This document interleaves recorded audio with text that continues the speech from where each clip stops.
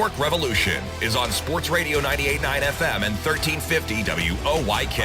Onto the track, it is gone! It's gone! Revs Baseball is brought to you by Wellspan Sports Medicine, PeoplesBank, Shipley Energy, Heritage Lawn and Landscape Care, Maple Donuts, Harvey's Rent-All, Flying Feet, Kochman Kunkel Insurance Group, Broadway Transmission, Dasher Investment Services, Smith Wealth Advisory Group, Royal Manchester Golf Links, Dutch Apple Dinner Theater, York County Bar Association, Lidl, CBD Supply MD York, Crunch Fitness, Columbia Gas, York County Solid Waste Authority, PSECU, and by the Pennsylvania Lottery. Deep left center, it is gone! Swing and a miss, he struck him out! Base hit! Revs win!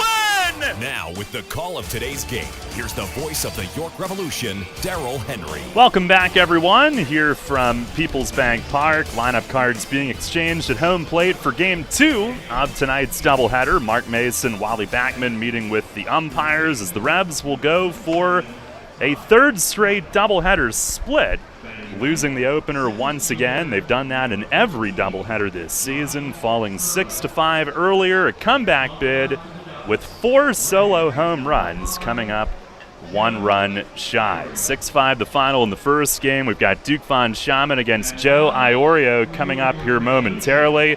And as promised, before Game 2 gets started, it's the Broadway Transmission Managers Report for this Tuesday, August 31st, with Revs manager Mark Mason. All right, Mace, well, back on Sunday, we had, imagine this, a doubleheader, and you get the win in Game 2 against Southern Maryland. Really tough loss in the first game that we'll get into in a moment, but that I know you felt you had to have at least a split on Sunday, and that was a huge win to go into the off day. Oh, yeah, there's no doubt. We need to win as many as we can, but definitely we needed the split. They had beaten us, I think, 8 in a row to going into the second game on Sunday. So, to snap that streak was good, and to not to lose any additional ground in the race, so that was good. We just held our own right there. 4 back coming into another doubleheader today. Yeah. Well, the first game nicely pitched his butt off, and The big thing, I mean, in the bottom of the third, I think it was, you would have had second and third, no outs, and they overturn a balk, and you protest the game. So, I mean, I'm just guessing what the heck was said down here in the field. If you can recount that for us, and how in the world we end up with a balk that gets overturned. Yeah, well, first of all, I protested it. It's a judgment call, so I know you can protest it, but you're not going to win it. But the thing is, like, if there's 10,000 balk calls a year, maybe one gets overturned, and it's usually with some type of video evidence or something. So, in the years past, when a balk was called, if you came out to home plate or whatever umpire was, the first thing they would tell you is, if you're going to argue this, I'm going to throw you out of the game, because it's the same thing as arguing balls and strikes, right? So usually what we say is, well, look, I just want to know what my guy did. I mean, sometimes you can see it, but sometimes you can't. So I'll be honest, when they met with Stan and then they got together, and when they started walking over to the dugout, I knew they were going to overturn it. So they called me onto the field, and initially I said, no, I'm not coming out there. Just leave the runners where you put them after the balk. And then I got mad, and then I went out, and I wouldn't let them talk, to be honest. I mean, I wouldn't let them talk. I still don't even know what the reason was why they overturned it. I wouldn't let them talk. All I kept saying was, you shouldn't overturn that call. You shouldn't overturn that call over and over and over. And I just told them, I said, look, I'm going to protest the game from this point right now. And that was it. So they're like, so you're not going to let me tell you? I said, no, I'm not going to let you tell you, because you shouldn't be overturning a balk, period. You should not. So that was where it ended. So I just said, hey, I'm protesting the game. So they wrote it down, and then that was it. So I know Bill Reuter said something about, well, if we had instant replay, and at that point I said, please, we don't have instant replay here. So to even bring that up is ridiculous. So for me, that is a call where if you work together as the same crew all the time, you stick up for each other, right? He made the call. Jim Clayton made the call. that's a balk. You get together. He saw it. He called it. That's it. You live with it, right? But the problem is you don't have the same crews every day here. It's a hodgepodge of, you work with these games with these guys and then other games with somebody else. And, it turns into they don't want to upset managers. And, but when you make a call, stick with it, especially that one. I mean, and that's a big call in the scheme of things because we easily get a run that inning if we have guys at second and third instead of first and second. So then who knows what happens from there. But no, that was pretty frustrating for me. But the bottom line was I wouldn't let them explain to me why they overturned it. So I really can't give you an answer.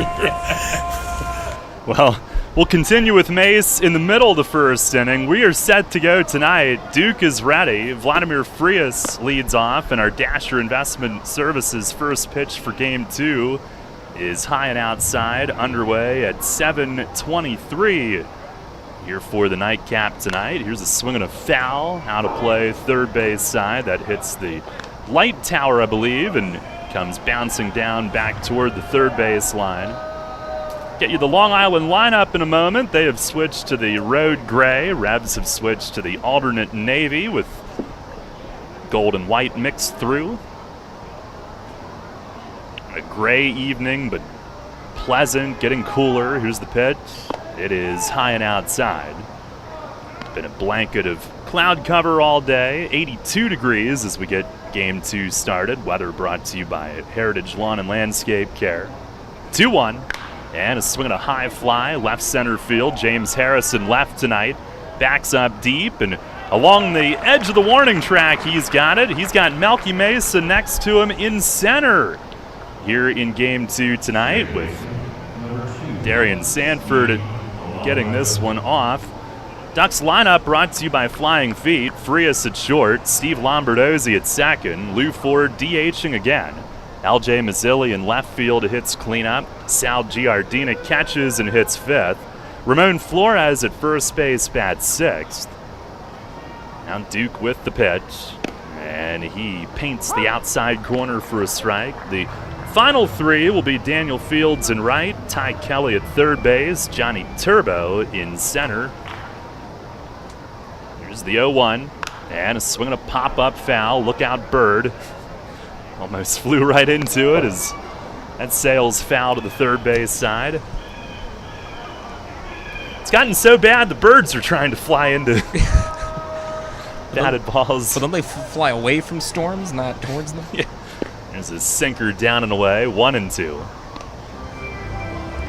Plate ump is Dave Snyder. Ruben Ramirez at first, and Buzz Albert, the crew chief, is at third for this second game.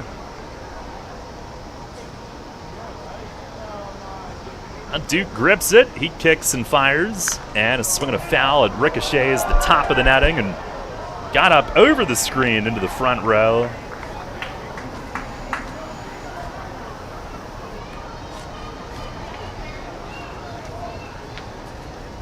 Duke overall 5-6, 5.61 ERA. He fires, and that's down and away.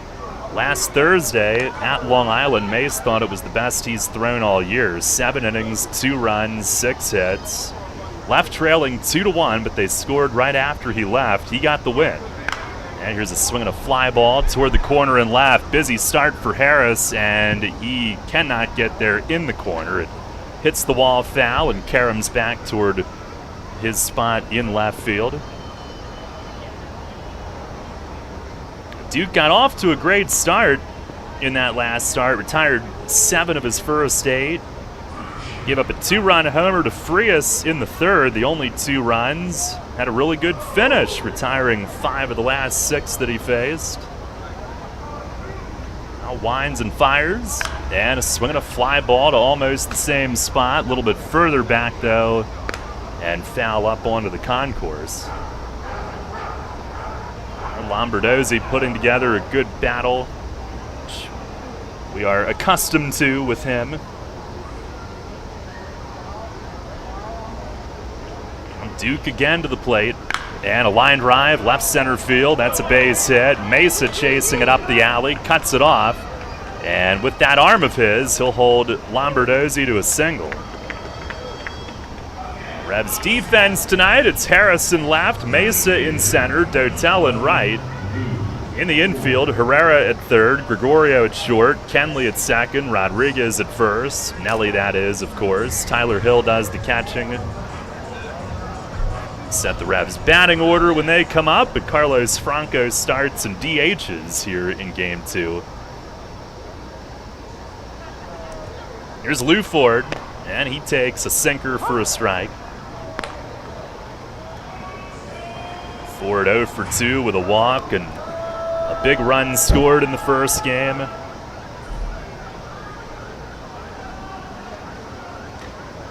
The 0-1 and a breaking ball. That's a called strike. Duke is 1-2 against Long Island this year, but he's pitched really well in 2 out of the 3. He lost to them 6-0 here at home in June. Then in July, pitched well, 7 innings, 3 runs, 2 earned but lost, throws over. And then the win last Thursday, completing that sweep.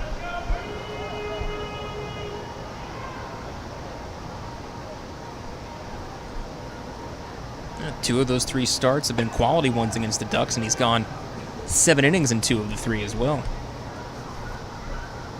Another move, Lombardozzi dives back. Duke entering play tonight, second in the league in innings pitched. Nicely is tied for third. And they trail only Darrell Thompson of Southern Maryland in innings this season.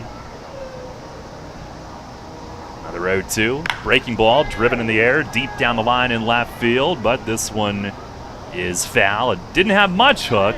It started right by the foul pole, if not slightly foul when it left the bat, and it sails out toward Arch Street. Ford just a hair early on it. They've been hitting some deep shots to left, but all of them foul. Let's keep it that way. Another 0-2, and a swing and a foul tip behind the plate. Well, they are really battling with 2 strikes, each of these first 3 hitters. Duke is already up to 16 pitches.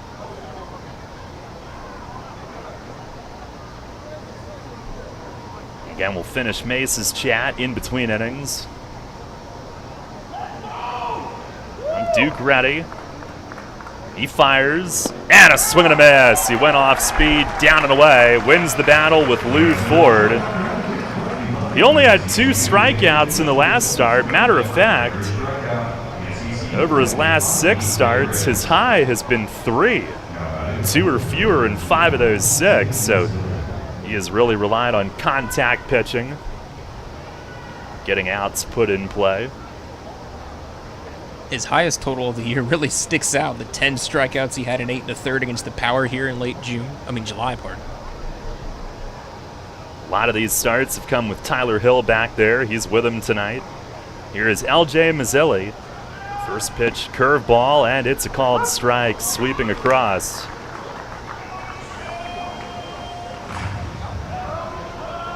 No score here in the top of the first. Revs dropping the first game 6-5. Looking for another split in a twin bill. Here's the 0-1, and it's down and away.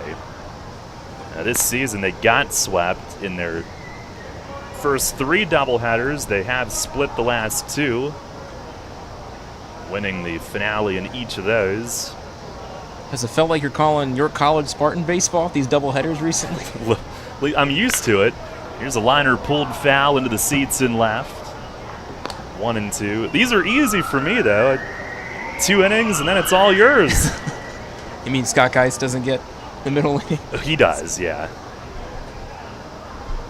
Those were, what were they, 7-inning games, and then 9 this year, I think? Yep. 1-7, 1-9. Another 1-2, and that runs outside. Scott's already fired up for your college basketball, which of course I am as well. But We were kind of having fun at Scott's expense on Central PA Game Day since his son Shane is going to be on the Spartan baseball team this year. Will it be even harder for him to stay impartial?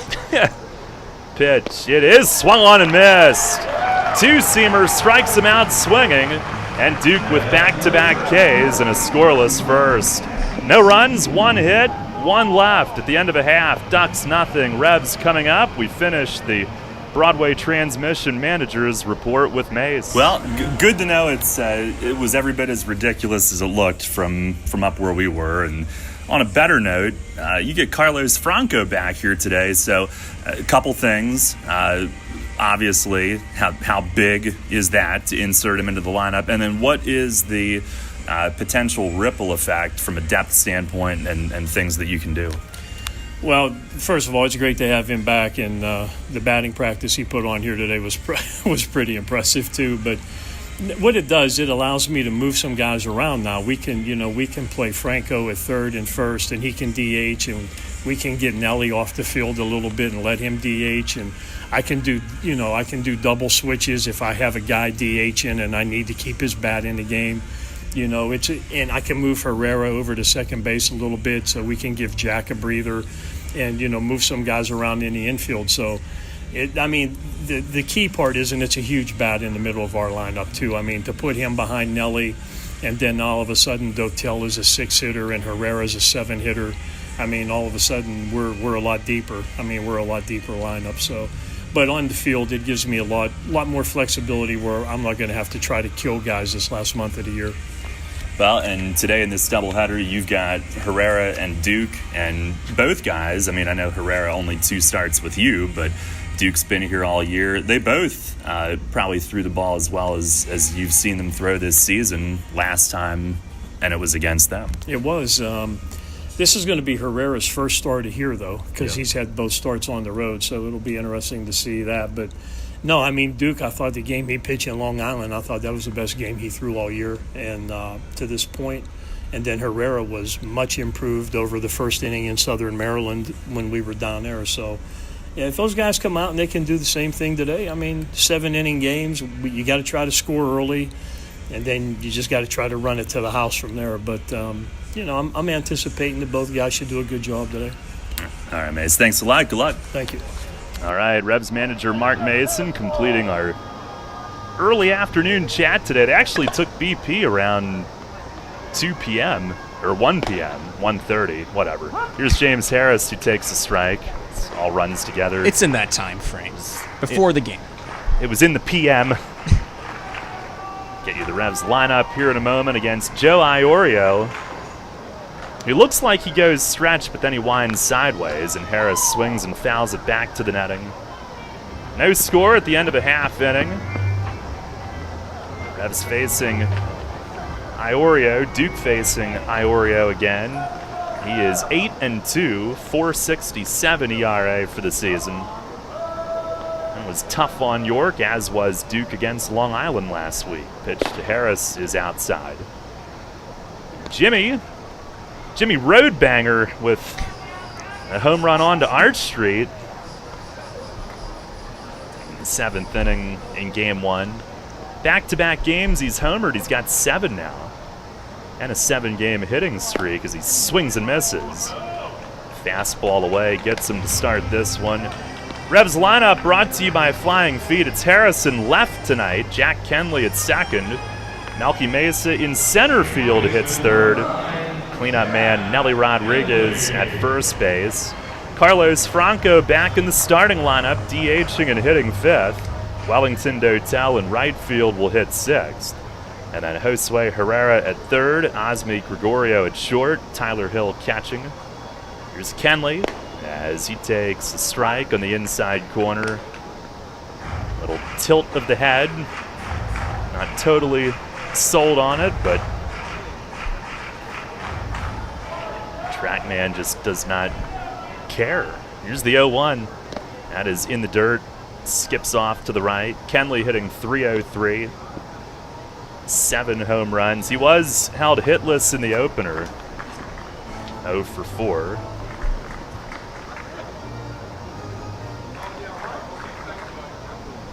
Iorio, who's 6th in the league in ERA. 4th and wins, 2 off the lead. Pitch is down and in. And he will not wow you with velocity. A lot of breaking stuff. 6th in innings. 86 2/3. Now winds and delivers. And a swing and a miss. A fastball at 89.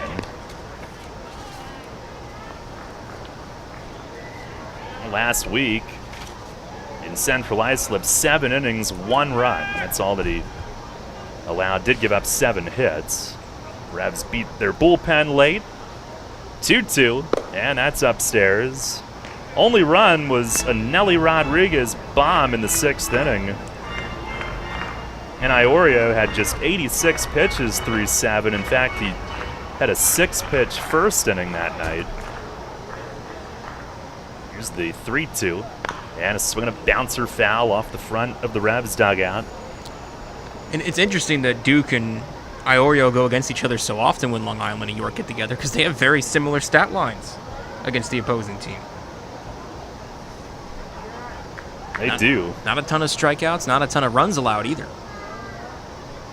Another 3-2, and this one's fouled back. Yeah, Iorio tough on the Revs 3 times this year. He's 2-0 with a 1.80 ERA. Like you said, most of everything put in play. A high of 3 strikeouts, a high of 2 walks. Another 3-2, and a swing and a foul back. Giardina doing a split with his left leg out, sitting on the ground to get low. Iorio beat Duke here on June 11th, 6-0. He went 6.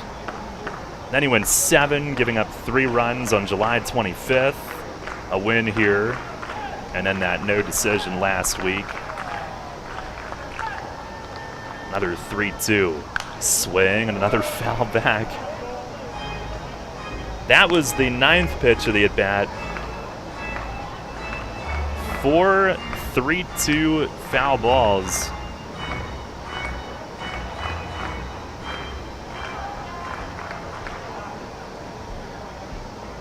Here's the 10th. And it is inside, and man, did Kenley earn that walk. Well, never mind what we said about putting it in play. The first 2 have not. Strikeout and walk. Kenley earns his free pass. It'll bring up Malky Mesa.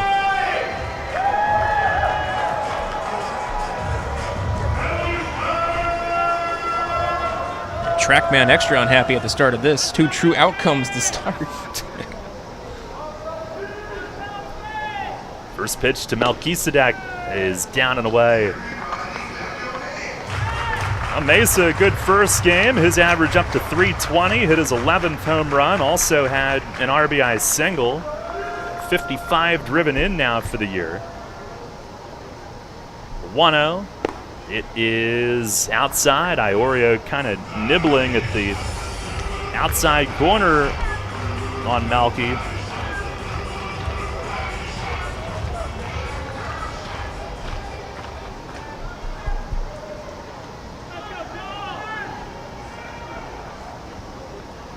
Now the pitch, and it is a fastball in for a strike.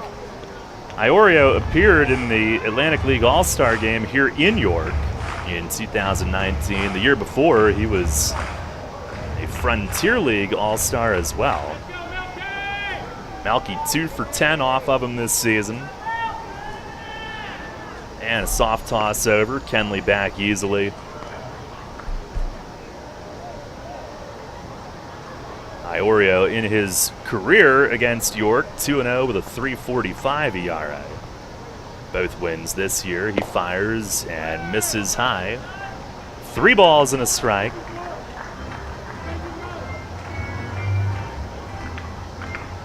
He had gotten hit fairly hard each of the previous 2 starts before that game against the Revs last Thursday, and both were against Southern Maryland. 3-1, and it is a called strike. Malky started toward first, thinking that might be up and away. And he'll hang around with a full count. Yeah, August 12th, Iorio lost 11-0 to Southern Maryland. He gave up 8. Then the next start, he won 19-5, but gave up 11 hits for the second straight start. And he misses away, and he walks back-to-back hitters here as Malky patiently works his way on. It's first and second for Nelly Rodriguez. No score here in the first inning tonight. Already very quickly, 2 walks from Iorio. His season high was 5, and that came in his very first start against the Lexington Legends in a doubleheader back on May 31st.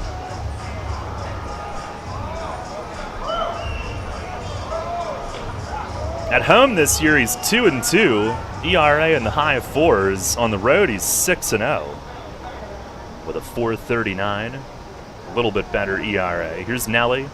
First pitch, swinging, and he beats a foul on the ground past Polo at third. We talked a bit about it before coming on the air. Like, Iorio was good, don't get me wrong, in 2019, but he's more of a swing man. But he has really come into his own in what has been a different Atlantic League season, let's call it that. Yeah, pitching-wise, everybody trying to survive. His 4.67 ERA is the league's 6th best. There's the 0-1, and that misses away. And how many years in this league have we seen a 4.67 be okay in this league? Certainly not in the top 10, though. Yeah, that would maybe be a pitcher that's 500 and you take it at the back end of your staff. But that's gotten him an 8-2 record. He deals, and a breaking ball called strike. Ducks are 10-5 in his 15 starts. And a majority of those starts have been quality ones for him, 8 of the 15.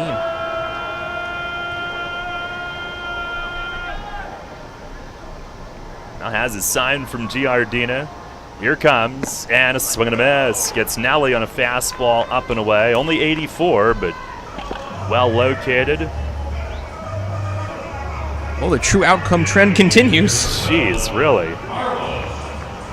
Strikeout, walk, strikeout. That's how the Revs' offensive side of things has started tonight.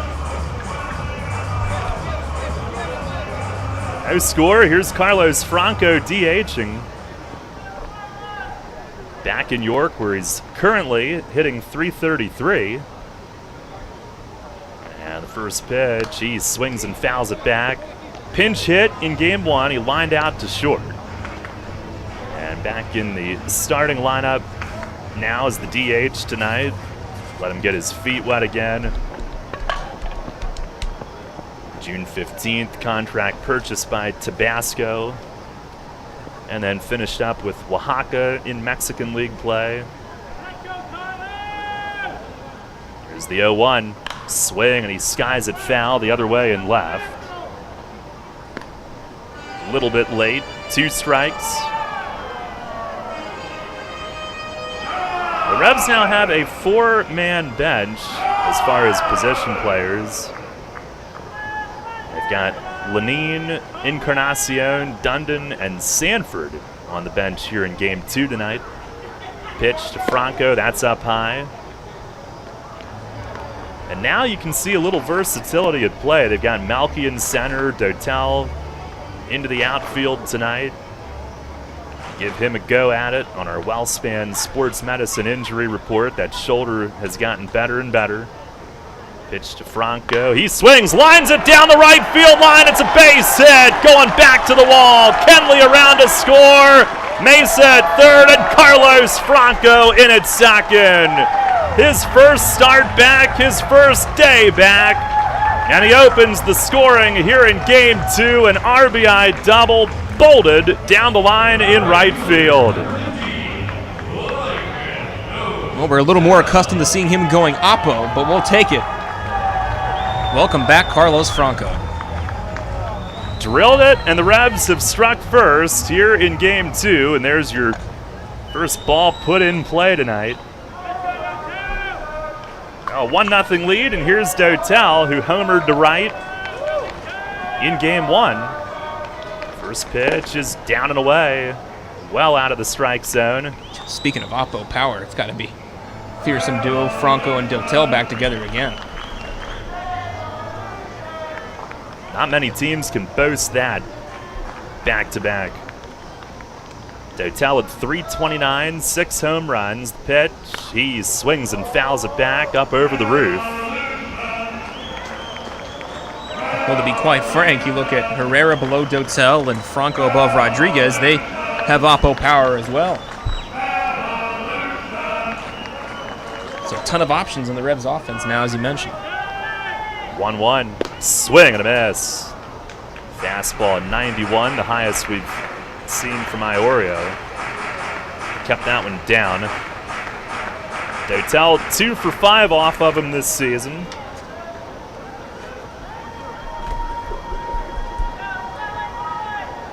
Set, fires, and this one's fought off foul back over the roof. It's almost nightfall here at just past 8:15. Day's getting shorter, which is sad. I still feel like this is the end of July, though. Our clock is way off. Pitch to Dotel. Oh, look out. Line drive foul just above the Revs dugout. And that hit a seat, fortunately, about 3 rows in. Yeah, as you mentioned, Daryl, shorter days, but cooler, thankfully, to be honest with you, because it has been a hot summer. Yes. I was afraid we're going to have 3 air waves in here by the end of the year. Here's a swing and a miss. Fastball right by Dotel, and Iorio ends up striking out the side here in the first inning. But the Revs have struck first. Franco back into the lineup. RBI double. 1 run, 1 hit, 2 left. We've played an inning here in Game 2, and the Revs have a 1-0 lead. For more than a century, Pennsylvania American Water has been a recognized leader in all things water. That's why more and more communities are looking to them to serve as their wastewater service provider. Pennsylvania American Water's team of experts has what it takes to deliver safe, dependable, environmentally responsible water services from the source to your tap and back to the source again. Being a good steward of your water, including what goes down the drain, is just one more way Pennsylvania American Water helps keep life flowing. There's a lot of talk out there about good health care. We all want a good plan. But step outside and take a good look at all those beautiful trees and shrubs in your yard. Do you have a plan to maintain their good health? Heritage Lawn and Landscape Care has a veteran staff of 12 fully licensed and trained tree health care professionals to rely on, including 10 certified arborists and 3 PA certified horticulturalists. So don't let your trees and shrubs fend for themselves against Mother Nature. Visit heritagelawnandlandscape.com and get world-class care right in your backyard. Money and business are essential to the strength of a community. So is cheering and celebration and music and fun. That's why York Revolution games, concerts, youth sports, special events, and more happen at a place called PeoplesBank Park. PeoplesBank has been serving the community for more than 155 years. Always cheering, always celebrating, always committed to the things that make our communities great, and to you having a great time at PeoplesBank Park. People's Bank, member FDIC, equal housing lender. Downtown's ready. Are you? The Revs play here. Sports Radio 98.9 FM and 1350 WOYK, York.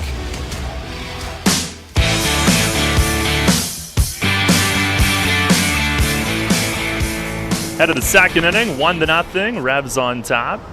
Carlos Franco energizing things early with the RBI double. Here's Sal Giardina to lead off against Duke, and he fouls the first one off, left field side.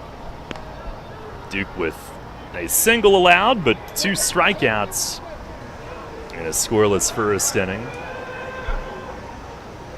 Short step to the windup, fires and misses high and away.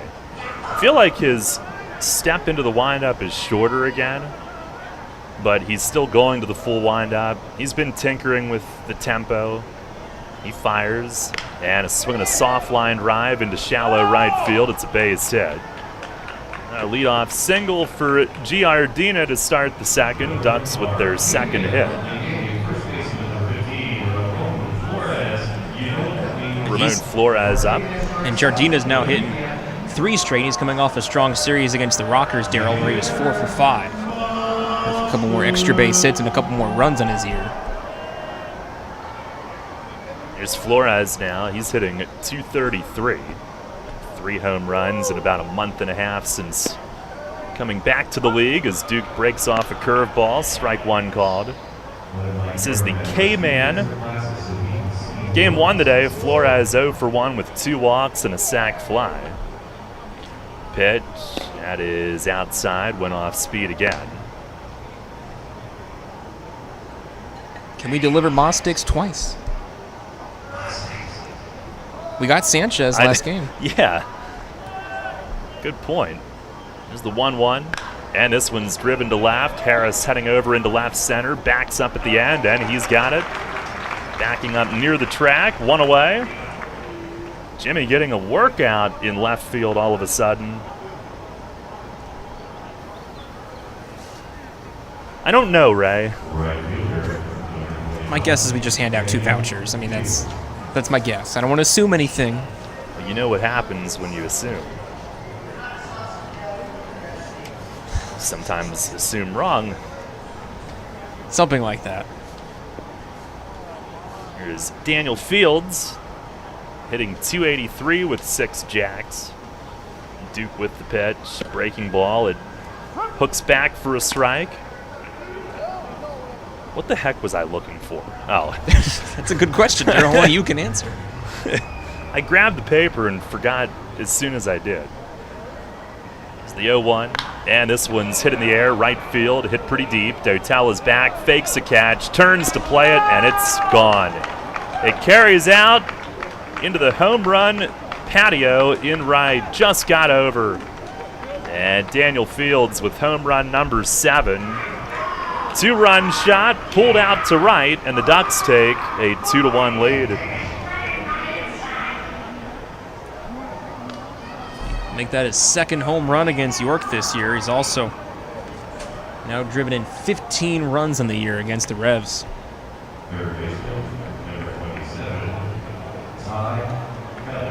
Well, Duke last time allowed only a 2-run homer.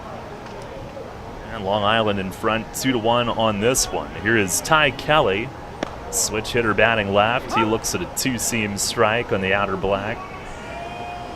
Kelly to start at third. He's been playing in center this week a little bit. Pitch, that is down and away. They had to lift Nick Batari, a first baseman from a game last week when we were there, so that kind of shifted things defensively. It's a fastball. That's over for a strike. 1-2. Kelly with the Ducks since the Olympics. He's hitting 268 with Long Island. Member of Team Israel over in Tokyo. The pitch, it is just outside. 2-2. So it was a teammate of Blake Galen and Ben Wenger, both Barnstormers. Now Duke the wide. He kicks, fires, and misses high and outside. 3-2 now. Johnny Turbo rounding out their order, waits on deck.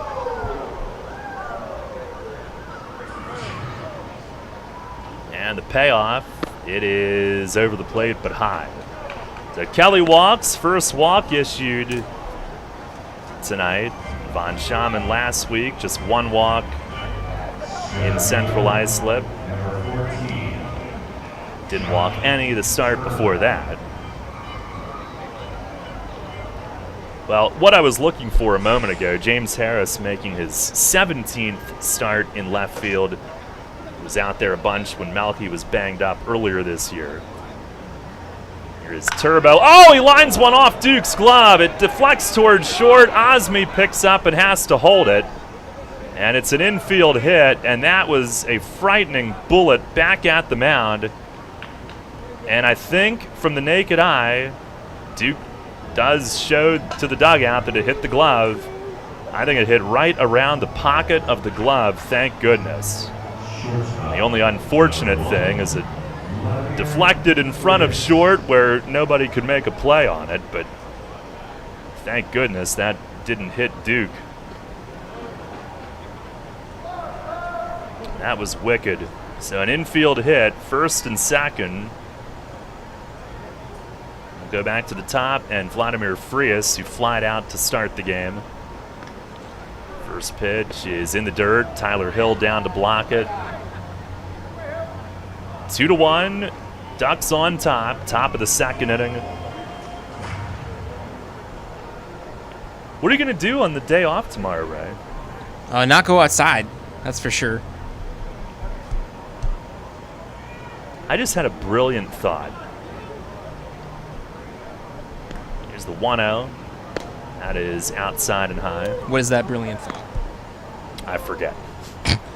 No, I maybe research for that fantasy draft. I've already had 3 in 3 days, Daryl. I'm researched out right now. Oh, crap. So you know everything already. Here's a fastball high, 3-0. Well, things can change because we just had cut day pretty much in the NFL. Some interesting cuts made, in fact. I'm told Mac Jones jerseys have already sold out in New England. Hey, guess who's tuning in right now? Stephen Penny. Close. Andy Bria. Here's a fastball for a strike on the outside corner. 3-1 now. You'll be with Andy Friday night for West York at Spring Grove. Yes, we will. Duke fires, and that misses outside. Now another walk. He's a little bit off right now, and Mace will call time and head out for a word.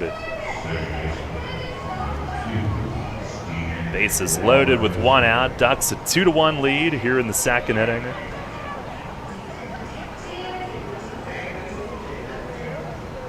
I don't know. There's a little Netflix I could catch up on, but we also have to officiate, for lack of a better word, some virtual schooling tomorrow. Make sure schooling is actually completed. Yeah. Rather than Minecraft, as Yes. Connor likes to do. Yep.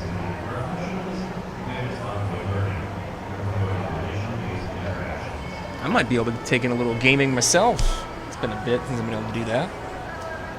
What would be the choice these days? I have so many options. I'm so behind on my catalog. I forget what I have, to be quite honest with you. My goodness. Here's Lombardozzi with him loaded, and Duke starts him with a breaking ball right down the middle for ball 1.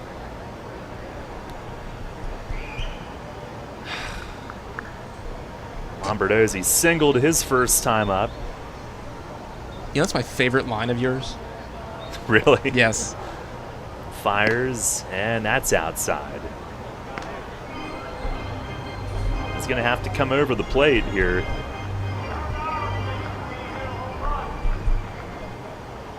I mean, I wasn't even being sarcastic. Like, it was literally down the middle. He fires, and it's driven to left center. Trouble in the gap, and it's down and bounces to the wall. At least 2 will score. They're sending a third. Gregorio, the relay, it's off to the left. 3 runs score. Hill has to lay out to try to smother it, and Lombardozzi takes third on the throw. He empties the bases. Ducks lead at 5-1. A 5-run second inning, and that'll be a 3-run double, third on the throw.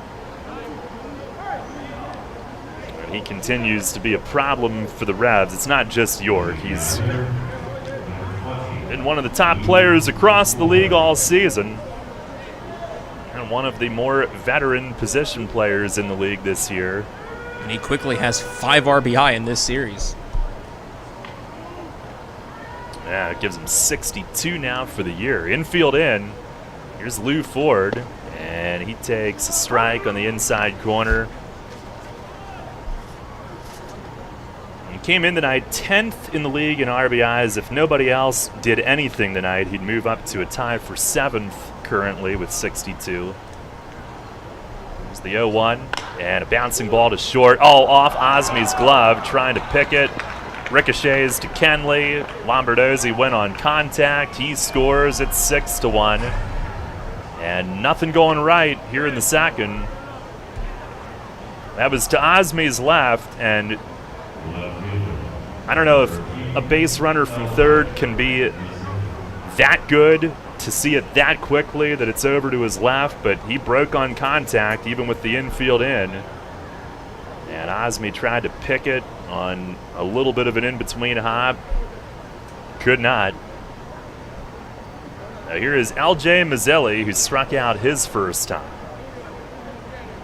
And Duke with the pitch. Breaking ball down and away.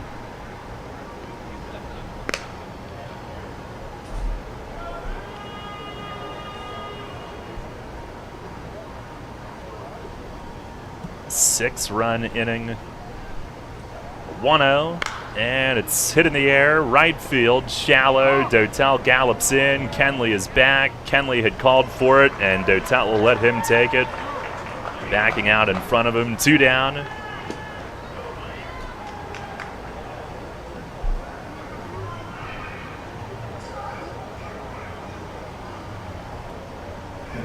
Well, here comes Sal Giardina, who started the inning with a single.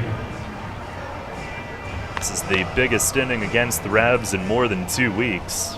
August 15th at Gastonia, they had a 5-run inning. Actually, 6 is the biggest since July 23rd against Long Island here at home, as Giardina foul tips the first one back. What?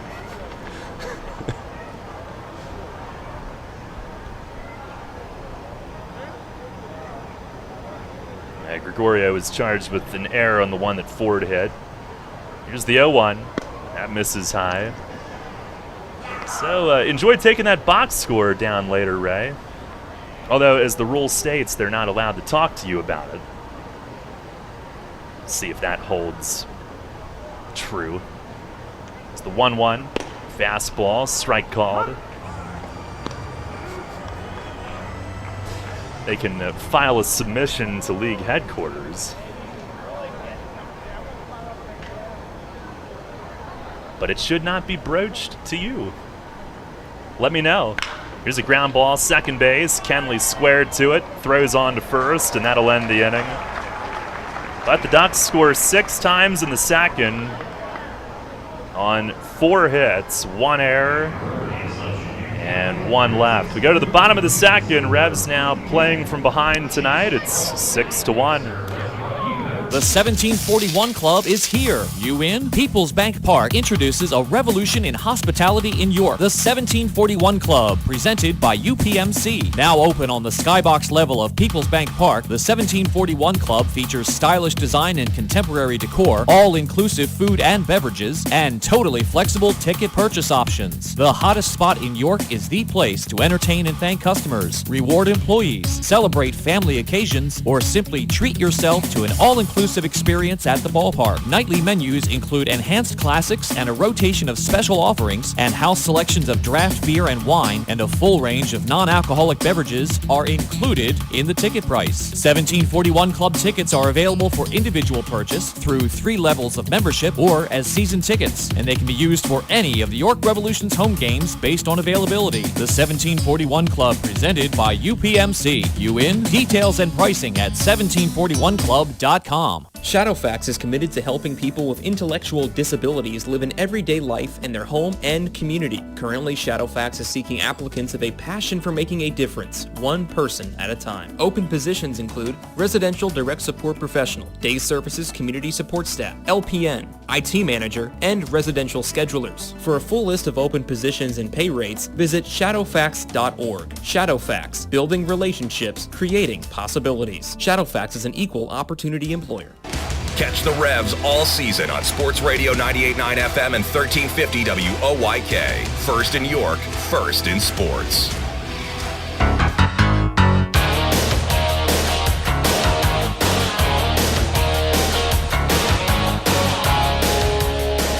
Revs down 6-1. Big second inning for Long Island. Out of the bottom half of inning number 2. Gonna need some offense tonight as Josue Herrera leads things off. Revs scoring one of their 2 walks in the first inning on a Franco double. And Iorio to the plate. It is a slider in for a strike. Herrera at 271, 7 home runs, 32 knocked in. Entered the day hitting 382 at home and did go 0 for 3 in the first game. He swings here, comes up empty, golfing at a changeup. Prior to game 1, he had hit safely in 4 straight, 10 of the last 11. Gregorio and Hill will follow. There's the 0-2, and that misses high. Revs after the Game 1 loss, 7-9 against the Ducks this season. This is their final visit, but we still go there twice more. 1-2, and a broken back ground ball. Right side, it's through. Under the glove of Flores going toward the hole, the first baseman. And Herrera is on a leadoff single. And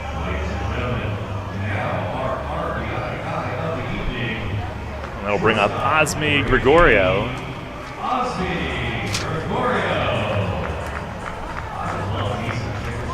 OG parked his 6th home run of the year in Game 1. Was 1 for 3. Still hitting .308, and that's where he started the day. Either that or Greg didn't update the scoreboard. No, I'm just kidding. Still .308. First pitch, and he tries to bunt his way on, but angles it a bit too far foul, third base side.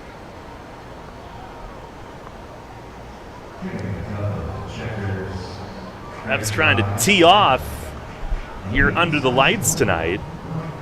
You can, during the daytime at Royal Manchester Golf Links, play the best layout in PA on the area's only Pure Links course. Book online at royalmanchestergolflinks.com.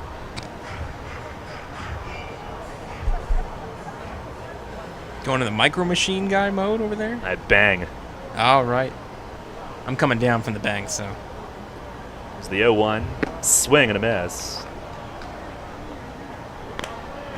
You don't come down from the bang, Ray. Well, I do. On the Friday rainout, I decided it'd be a swell idea to go to kickboxing class on a somewhat empty stomach with just bang energy. Not recommended. Well, it can be a great pre-workout, but yeah, I was all banged up Friday night and we had no game. Not good. Here's a swing and a pop up back toward the screen. This might be us. Giardina out of room. Nope. Thankfully, it lands about halfway back toward the Planet Fitness Diamond Deck and no further.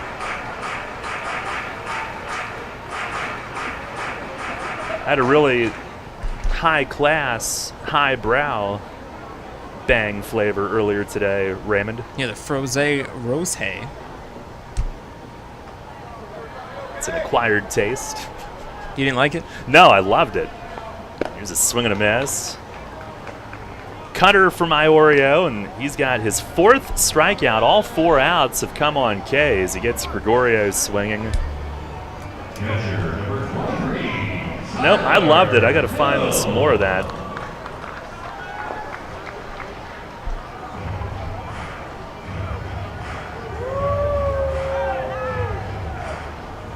Here's Tyler Hill, 1 on, 1 out. First pitch, swinging, and he cuts through a high, hard one. Hill's been incredible of late, hitting .259 now.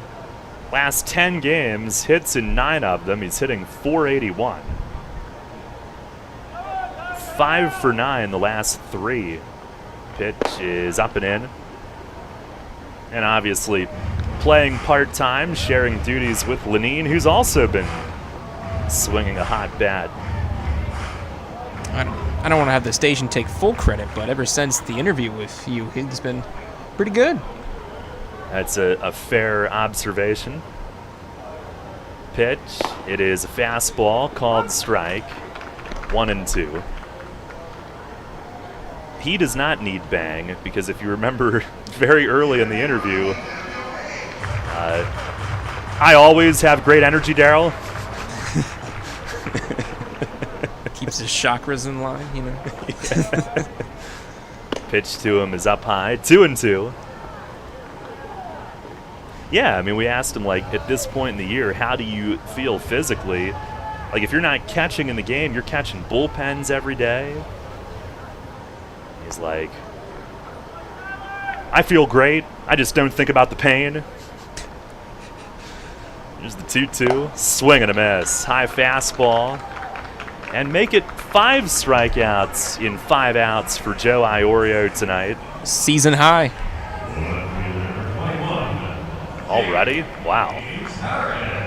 Yeah, his previous season high was 4. Did it multiple times, the last being earlier this month at High Point on August 6th.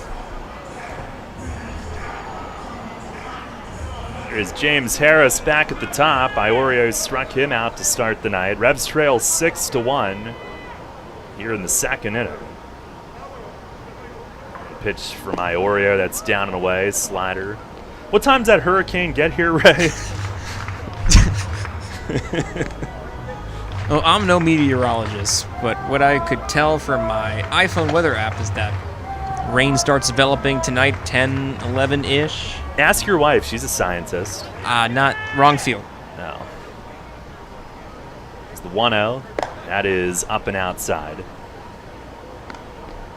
I mean, she might be right more often than they are.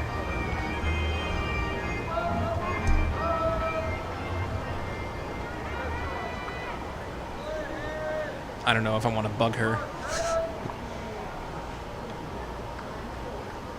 Now the 2-0.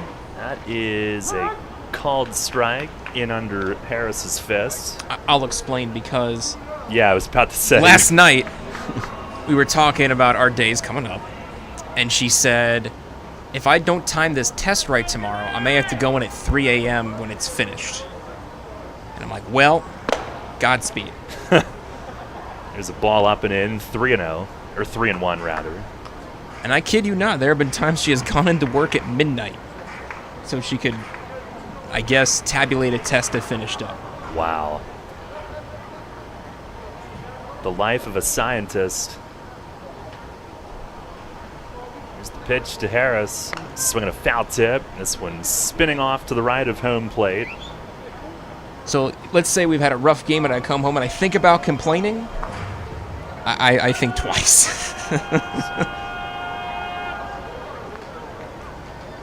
I like your approach there. Yeah. Happy wife, happy life. Well, Herrera will be on the run from first, 2 outs, full count. Here it is, and it's down and away. Harris is on. Now, Iorio now, he's at 53 pitches here in the second inning, and that's actually exactly where Duke is through 2 innings as well.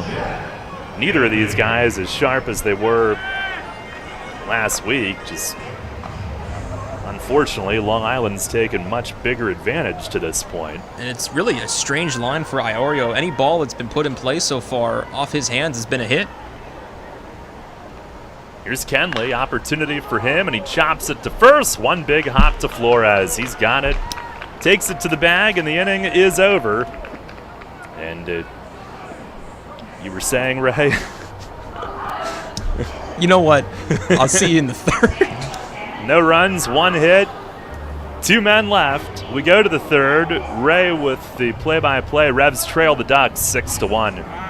Hey, it's the good-looking genius at Broadway Transmission again, and this time I have things on my mind, like warranty and service after the repair. You already know Broadway Transmission has been part of the community for 67 years at the same location.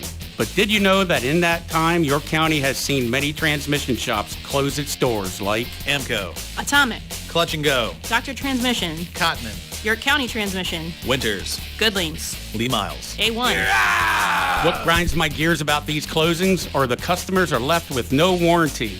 Stop! Don't make that same mistake. Broadway Transmission has over 40,000 transmission jobs under our belt, and we are still here today standing behind our famous 3-year warranty. We kid around a lot on our ads, but nothing is funny about having no warranty when you need it. Avoid that risk with the only smart choice in all of your county and stop by Broadway Transmission today. Broadway Transmission will get your ship together and stand behind it too. Visit us on the web at broadwaytrans.com or stop in and see how it's done. I felt like my well-being was tied to the morning stock numbers. I wanted to invest, but grew tired of the stress of potential losing it all. friend of mine suggested I talk to Tom Dasher about a fixed index annuity that could be a stable option while still seeing potential growth. Tom has been helping folks here in York County for over 30 years. Give him a call at 717-487-2096 to see if he can assist you. Cannonball Charlie's ready. Are you? The Revs play here. Sports Radio 98.9 FM and 1350 WOYK, York.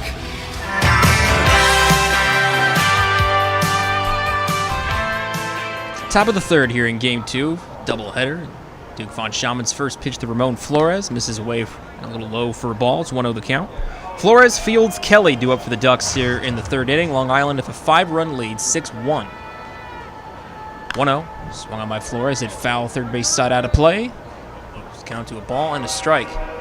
Duke had to wear a rough inning an inning ago as the Ducks scored 6 times on 4 hits and a Revs error in the second inning, batting around against York.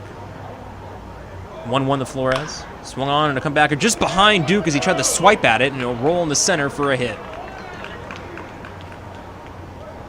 Duke kind of last minute tried to get a piece of something of that ball that came up straight behind him. It's always a quick decision. Either you try to make a play on it or just get out of the way of it. Duke trying to do a little bit of both. He does get out of the way, but it goes the shallow center for a hit. Leadoff runner aboard for the Ducks, and Ramon Flores.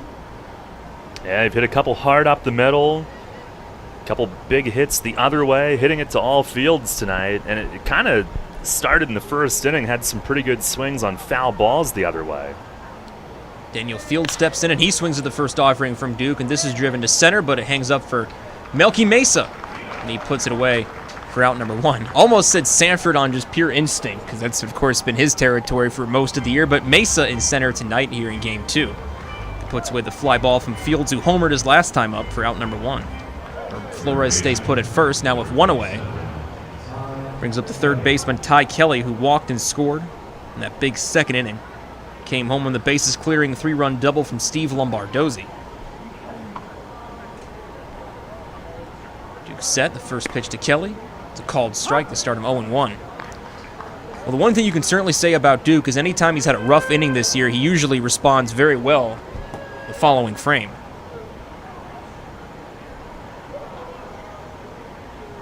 The 0-1.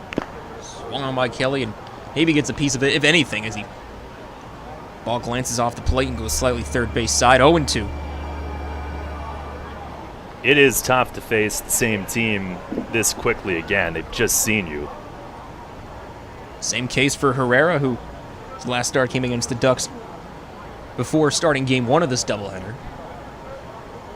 0-2 from Duke. Swung on by Kelly, driven to left, high towards the arch nemesis, and it will carry him off the wall itself, and Harris will have to field it on the hop, heading towards second, standing, and if the double is Ty Kelly. Flores moves over to third, so 2 runners in scoring position with 1 out.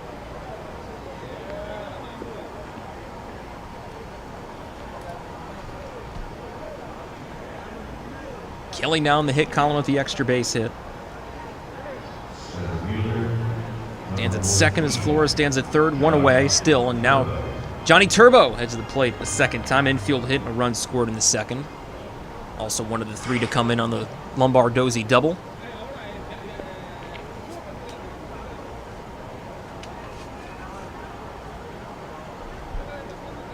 Duke set.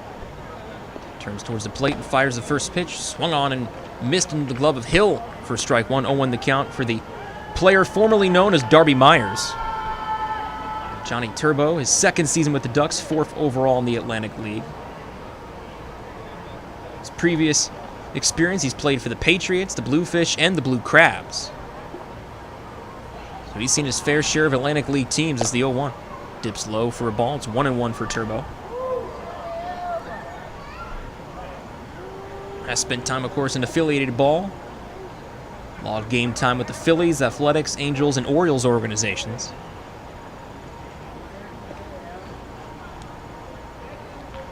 Duke ready on the rubber is the 1-1. Swung on by Turbo. Line right to Herrera at third, and he scampers back. And just getting back there in the nick of time is Flores. They do not double him up, but they do get Turbo out on the line out right to Herrera's glove. Yeah, good pitch there. Two-seam sinker running in. Got in on the bat handled just enough for it to be a soft line drive right at third. And that's when Duke's at his best. Just tonight it's been, either missing off the plate away to left-hand hitters to that arm side, or, and I don't know if it's an overcompensating thing for the field, but leaving it up and over the plate, and that's when he's been hit.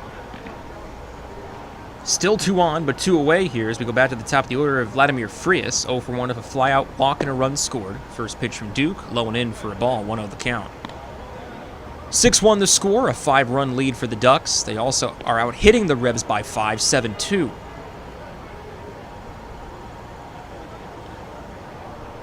Duke has the signs from Hill, fires the 1-0.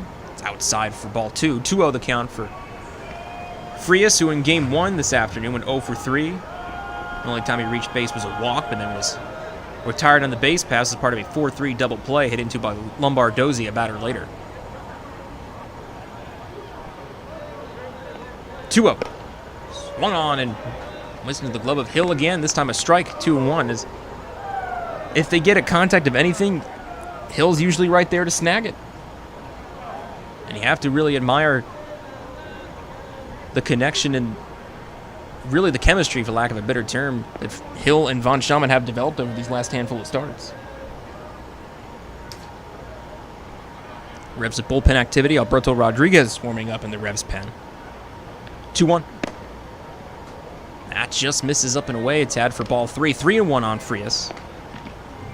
He's getting closer, though. He's thrown a couple of his best two-seamers location-wise this inning. The line out from Turbo and that previous swing and miss from Frias. Here's the 3-1. Swung on by Frias, sharply hit ground ball to right to Kenley at second. Scoops it up, lobs to Nelly, and plenty of time to retire Frias and retire the side. Hit from Flores and a double from Kelly, but nothing else from the Ducks here in the third. And through 2.5 here at the bank, it's still the Ducks 6 and York Revs 1. Runners know the challenge. It's not the uncompromising weather. It's not the pounding repetition. It's not knowing how to dig deep as you start the climb of that last hill. For runners, the challenge is the discipline to keep running. Flying feet. Casual runners, amateur runners, hardcore runners, no matter what level runner you are, Flying Feet Sports Shoes is with you every step of the way. Flying Feet has become the leader in athletic footwear and properly fitting the feet of runners throughout Central PA. Flying Feet has become the leader in athletic footwear, properly fitting the feet of runners throughout Central PA. And that holds true whether you're training or racing on roads, tracks, or trails. For those searching for that discipline, Flying Feet provides the latest shoe innovations, the accessories and equipment, and the inspiration to keep on running. Greg Baum and his staff have the knowledge and the true understanding of what running is all about. As one local runner put it, Flying Feet is family, and all runners are welcome. Flying Feet. Flying Feet Sports Shoes, 1511 Melrose Avenue, York, just off exit 18 of I-83. Sports injury? Walk into WellSpan Urgent Orthopedics for immediate care. No appointment is ever needed. Our orthopedic and sports medicine specialists are here to treat you. Visit wellspan.org/urgent orthopedics today for hours at our York and Hanover locations. Get the latest on the Orioles with the Baltimore Baseball Show, hosted by Dan Connolly. Mondays at 6 on Sports Radio 98.9 FM and 1350 WOYK.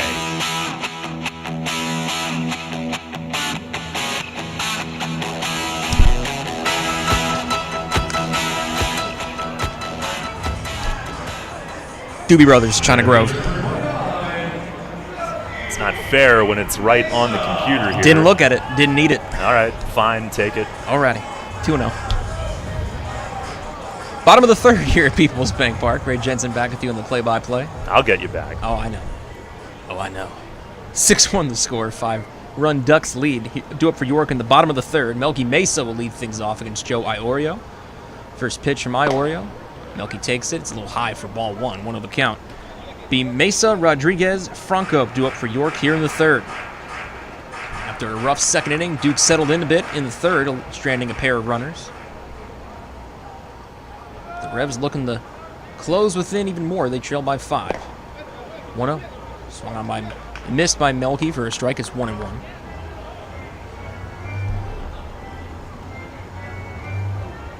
5 of the 6 outs recorded in Iorio's start tonight have been through the strikeout. The only other one that wasn't a strikeout, Kenley's ground out to first end the second. The 1-1 swung on by Mesa and fouled toward the netting for strike 2, 1-2. It's already a season high for Iorio with 5 strikeouts.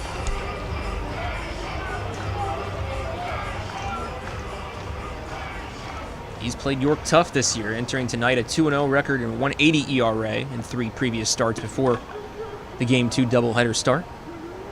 The 1-2 swung on by Melky at foul third base side. The polo and a clean field to the left of the third base coach's box. Well, he works out.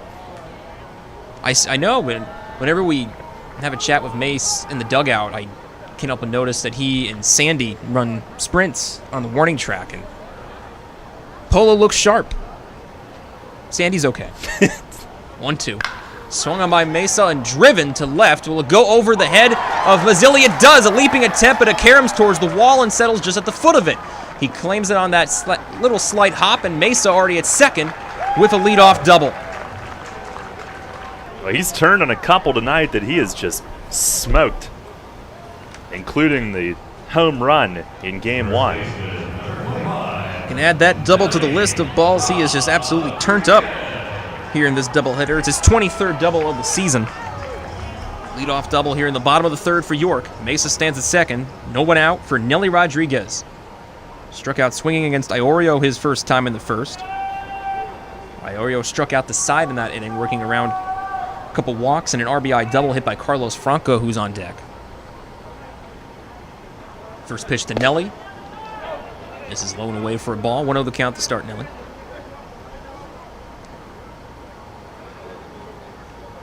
Rodriguez held quiet the Ducks earlier this afternoon. 1-0. Swung on and missed by Rodriguez for a strike. It actually foul tipped in the glove of Giardina. It's 1-1 the count for Nelly.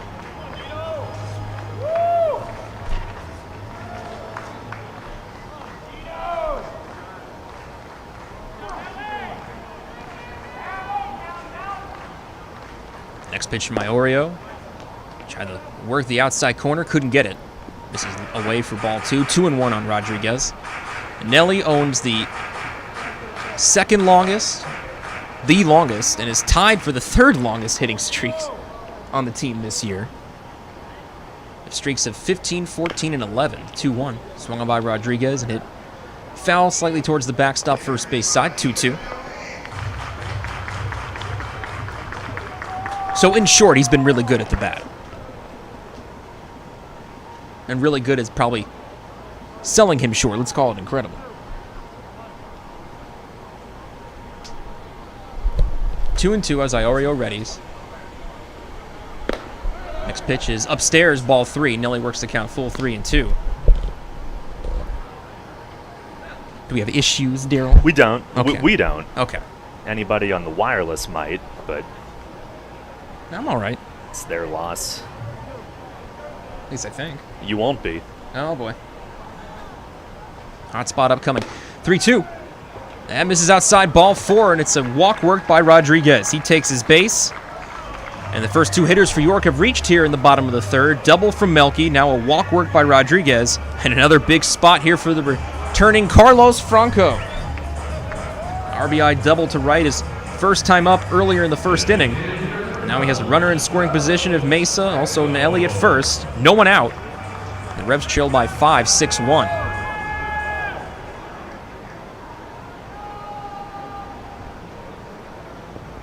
Franco steps in from the left side.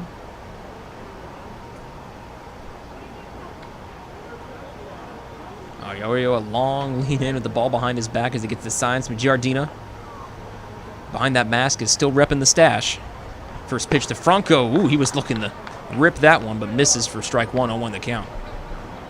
He's been taking some healthy hacks, that's for sure.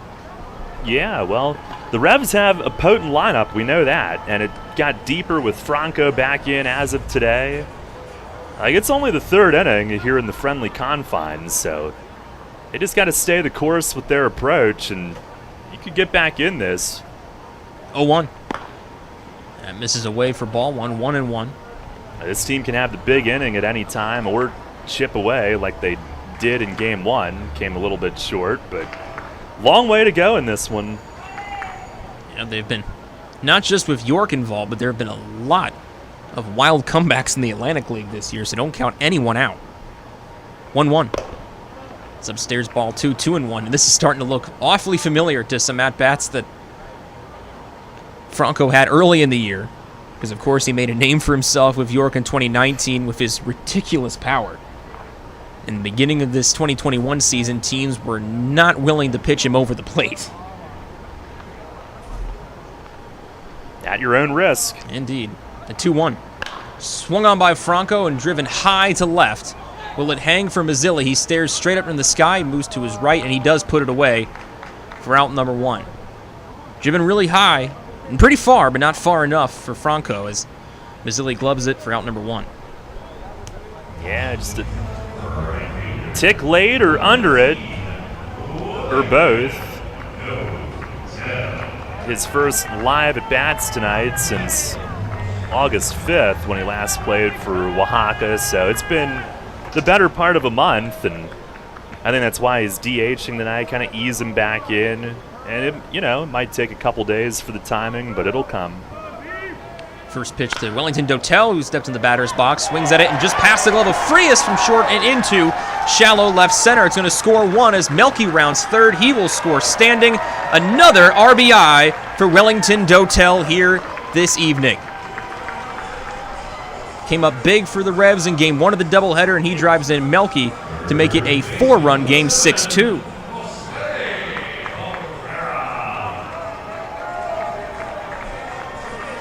Rodriguez also moves over to second on the play.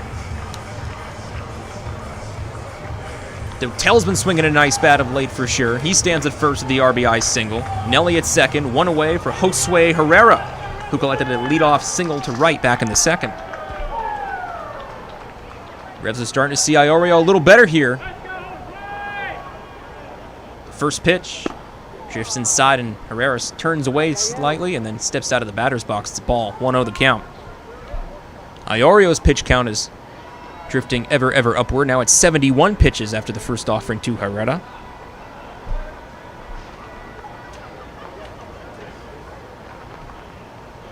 One-0. Swung on and missed by Herrera for strike 1. It's 1-1.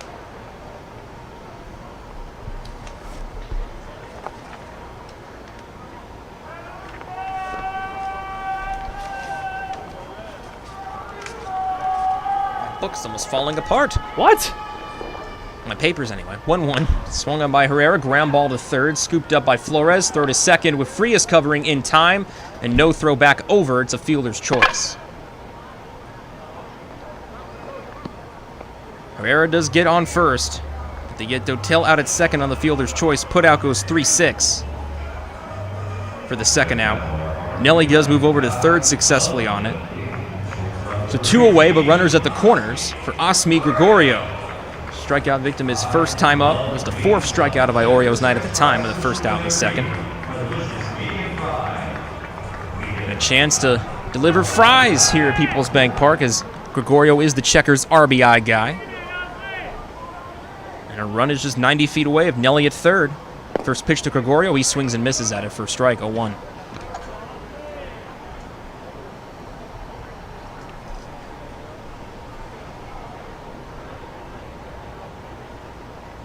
Iorio with the long lean in, ball behind the back. Now he comes set below the belt. 0-1. Missing the dirt, blocked by Giardina.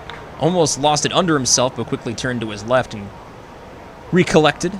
1-1.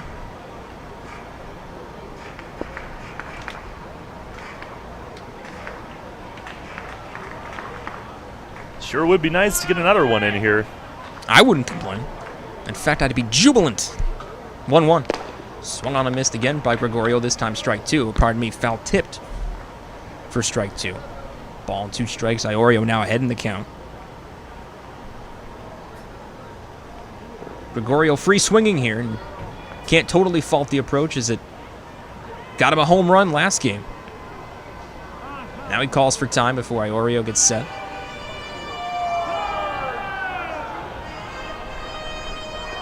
You gotta make the Ducks pay, especially if runners in scoring position. Gregorio recollects and awaits the 1-2 as Iorio comes set. Next offering, swung on by Gregorio, high chopper to short, just escapes the glove of Frias again into left center, and Gregorio does deliver RBI and fries. And the Ducks' lead has been cut in half, 6-3, RBI base hit to left center for Osmi Gregorio to score Nelly Rodriguez. That's twice this inning that Frias went to his left with a ball that bounced up a little bit, which should help you be able to reach it, but he couldn't get to it. And Osmi played the pull there. Same thing kind of happened with Dotel's single earlier in this inning, even when they were at double play depth in that situation.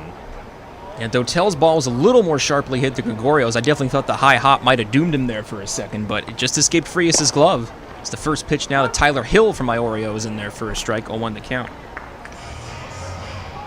Wow, they've got him at 78 pitches right here in the third inning. Yeah, and from my eye, no bullpen activity for Long Island right now. They're going to let Iorio stay in, at least for the decent time, as the 0-1 swung on by Hill and hit foul first base side out of play, 0-2. His longest outing was 106 pitches, and that came over a month ago at home against the West Virginia Power, 106 back on July 14th.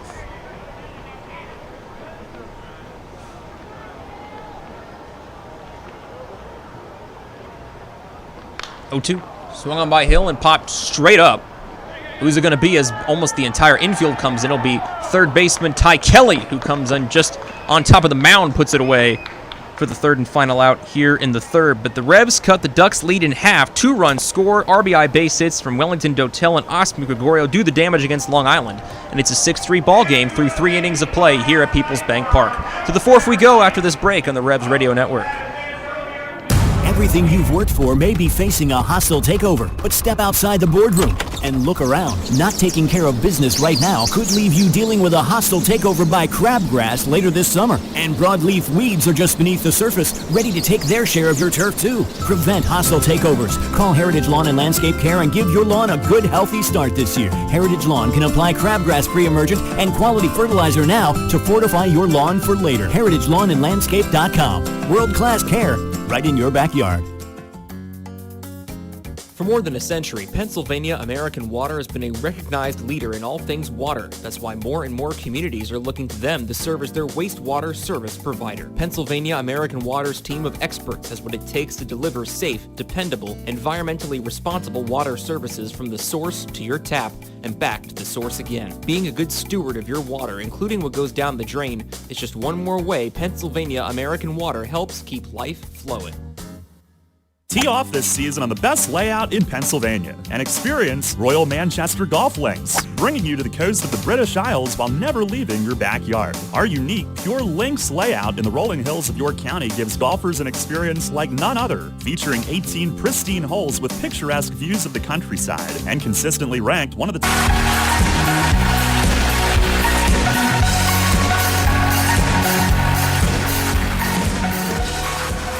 Forging on to the fourth here in Game 2 of a 7-inning doubleheader in York tonight. York able to score a pair of runs in the third, make it 6-3. Ducks have a 3-run lead. Duke von Schaumann's first pitch to Steve Lombardozzi is driven to left center. Melky Mesa has a beat on it. Trekking to his right, he puts it away for out number 1. Lombardozzi retired, lead off the fourth on just 1 pitch. Gotta like that. Duke von Schaumann tonight through 3 in the third now. 7 hits, 6 earned runs. Those all came in the second. 2 walks, 2 strikeouts. Did give up a home run. That was to Daniel Fields in that big second. 2-run home run to right. But retires Lombardozzi in a fly ball to left center on just 1 pitch. And now batting Lou Ford. DHing again in Game 2 tonight. Struck out and reached on an error. First pitch from Duke is in there for a strike, 0-1 the count. That was Duke's 70th pitch of the evening in the first offering to Lou Ford. 0-1, swung on by Ford, turns on it, but hits it well foul. Over Arch Street Eats and probably over Arch Street itself. That's probably property of the Cadorus right now. 0-2. Be careful out there tomorrow if you're up and about during the rainy Wednesday because of what is now Tropical Depression Ida coming through. So I imagine the Cadorus will get a bit higher with the rain amounts predicted. 0-2. Swung on by Ford, a ground ball to third. Herrera charges in towards the infield, throw across the first. Nelly in time to retire Ford for out number 2. He's really gotten so much more comfortable at third. I thought he was getting there like a month ago, then he had a little rut, but he has handled almost everything here of late. And by the way, Ray, the Ducks, they spent the off day in York yesterday after coming up from High Point. They're going to have a day in York to do nothing tomorrow. I wonder what they'll be. Maybe Target? Maybe. Here's L.J. Mazzilli. Swings to the first offering from Von Schaman. Hits it foul towards the Ducks dugout. Strike 1, 0-1. What was your favorite stomping grounds in Somerset? Was it Costco? Yeah. That you had the conversations with Stephen Penny? That was his. Okay. I wasn't a member, so I couldn't. Oh, gotcha. But he would, make a bunch of passes and get all the free samples. Well, there is a Sam's Club in town, so if any one of the Ducks is members of Sam's Club. True. 0-1. Misses for ball 1 is 1-1 the count. Mazzilli 0 for 2, strikeout and pop out so far here in game 2. 1-1. Swung on by Mazzilli, driven to right. Nelly looking at it, as is Dotel. No play to be had as it just falls out of reach into the seating bowl.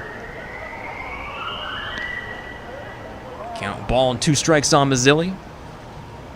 Went 2 for 3 of an RBI in game 1. Collected an RBI base hit to right in the first and collected his second. And their final inning at the plate in the 7th also reached on a walk. Next offering from Duke. A little high and away for ball 2. 2-2 for Mazzilli. 2 balls, 2 strikes, 2 outs, no one on. Duke looking to make short work of the Ducks here in the 4th. Takes a step, fires the 2-2. Swung on by Mazzilli, driven to slightly right center. Mesa trekking to his left, short of the warning track, puts up the glove and puts it away. It is indeed a 1-2-3 4th inning for Duke here in game 2. Sits down Long Island in order. We head to the bottom of the 4th here at PeoplesBank Park. It's still the Ducks 6 and the Revs 3. Spring is in the air, and Harvey's Rental can get you prepared for what's ahead. With the biggest selection of steel products on the market, Harvey's Rental will get you set for your next home project. From lawn and garden equipment, pressure washers, post hole diggers, and more, Harvey's Rental has it all. Have a special get-together or graduation coming up? Harvey's Rental has what you need to make your party memorable. Visit them in person at 1409 South George Street in York or online at harveysrental.com. At Donegal, we understand there are many costs associated with running a business. That's why Donegal works with you to provide quality insurance products based on your business needs, and why we deliver that insurance at a price to fit your budget. Call your local independent Donegal agent today and discover why, when it comes to insurance for your business, Donegal is a better value. Contact Coatman Kunkel Insurance at 717-854-0300 or stop in at 3217 East Market Street, York. Locally owned and operated by Pam and Rudy Coatman. Coatman Kunkel Insurance. WellSpan Health delivers orthopedic care you can count on. From common bone and joint problems to complex injuries, our team of surgeons, physicians, therapists, and athletic trainers work together for you. We are here for professional athletes, athletes in training, and the weekend warrior. We're the official sports medicine provider for the York Revolution, the York Suburban Trojans, and your weekend tennis team. That's how WellSpan Health delivers orthopedic care you can count on. Listen live, on demand, and on the go. Download the new WOYK app on the Apple and Google Play stores today.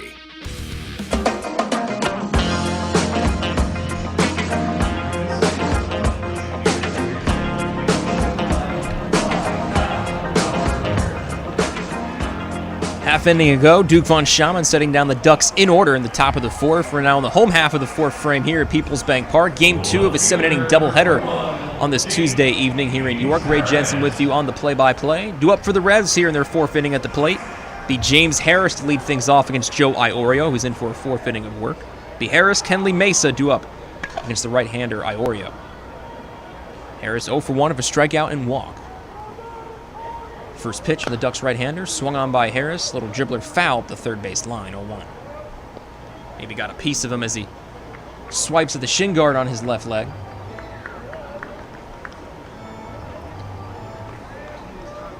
Revs looking to split their 3rd straight doubleheader. Dropped game 1 to the Ducks early this afternoon, 6-5. Take a look around the Atlantic League, an Atlantic League update brought to you by Heritage Lawn and Landscape Care.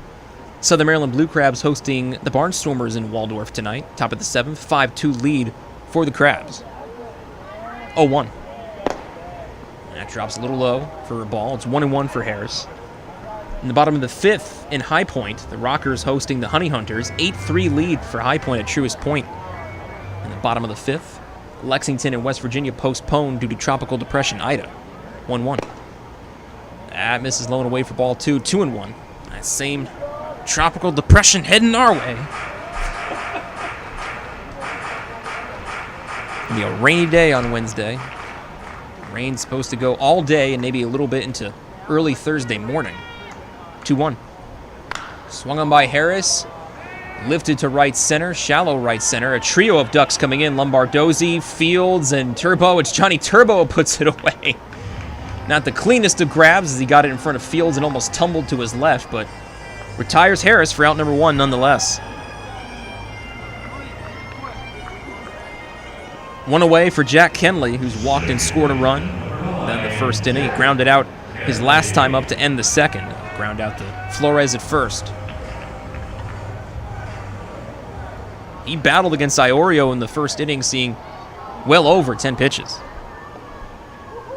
First pitch from Iorio this time to Kenley. Just misses for ball 1, 1-0 the count.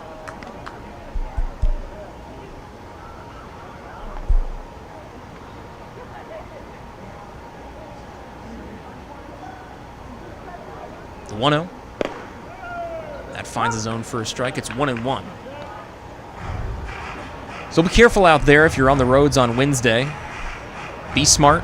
Don't be like me and see a river on Industrial Highway and go, I can make that. Because you can't. 1-1. Misses low and in for ball 2, 2-1. Is there part of you, though, that's glad you did it? Because now you can be a PSA for everybody else out there. One of many, I'm sure. Though I just found out, apparently it's a fine if you have to abandon your vehicle on a road like that. They're not listening. 2-1. That misses in for ball 3, 3-1. Well, I didn't have to abandon it, luckily. I got it out of there. But if you do have to abandon it, it's going to cost you some money. That sort of adds insult to injury, doesn't it? Yeah. So be smart and safe. 3-1. Swung on by Kenley, driven to right. Fields gives this one a look towards the wall, and he will watch this baby go. It's gone into the home run patio. Jack Kenley goes yard, and the Revs are within 2, 6-4.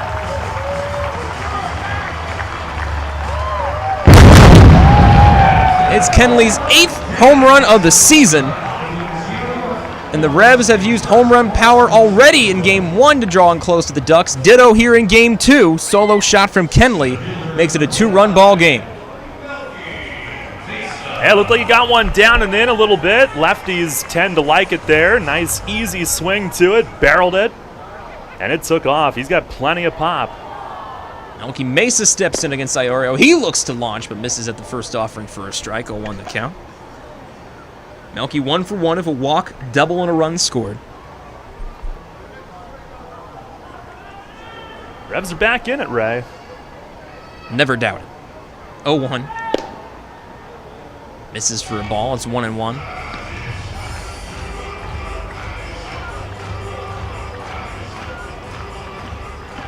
His signature walk-up, which isn't really his walk-up anymore. Baby Shark playing. As he readies for the 1-1. Iorio delivers and gets a piece of it, fouling it off towards the backstop. It's 1-2. I know he wanted to mix it up and ditch Baby Shark as the primary walk-up, but it is such a popular tune here at the ballpark. No matter what size of crowd we have here at PeoplesBank Park, it definitely majority doing the Baby Shark chomp. It's the 1-2. Oh, ooh, look out. Some chin music as Melky drops to a knee. He's all good. Ball 2, 2-2.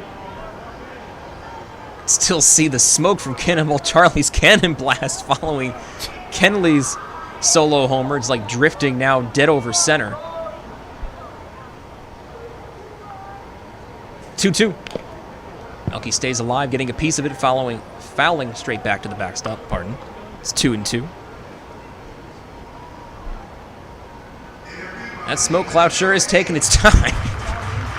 Yeah. Just lingering at a snail's pace as it drifts over the infield, now more third base side. Nice little target for Melky to use, maybe, as the 2-2. Miss for ball 3. It's 3-2. Melky works it full. 6-4. Revs trail by just 2 following Kenley's 8th home run of the season. It's also the Revs' 6th hit here in Game 2. Trail the Ducks in the hits category by just 1, 7-6. Payoff pitch from Iorio. Swung on and foul tipped in the glove of Giardino for strike 3 and out number 2. It's now 6 strikeouts for Iorio, his first punch out since the second. 2 away, no one on for Nelly Rodriguez. Nelly struck out, walked, and scored. Nelly scored on the RBI single from Osmi Gregorio for the second run in the third inning. Struck out his other time, his first time facing Iorio, in fact. Iorio at 96 pitches. Here's pitch number 97, the first offering to Nelly. Just scrapes the top of the zone for strike 1, 0-1 the count. Nelly has had a tough break with TrackMan tonight. No ifs, ands, or buts about it. TrackMan is visually impaired. Yep, 0-1. That's upstairs. Ball 1. Can't be too certain.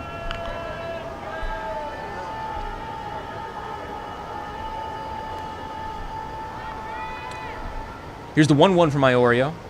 Swung on and missed by Nelly for strike 2. Now down in the count to Iorio, 1-2. I mean, did Nelly leave a bad review somewhere that TrackMan is not a fan of? This is his way of getting back at Nelly. We're characterizing TrackMan more than we should. That's the 1-2. Swung on by Rodriguez. Stays alive as he fouls it straight back. Hits off the upper signage and back towards the seating bowl. Count remains at 1-2 strikes. What a miserable pitch count in 4 innings. 100 pitches now on that last offering, fouled off by Nelly.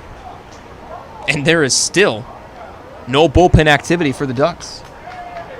1-2. Swung on by Nelly and popped straight up.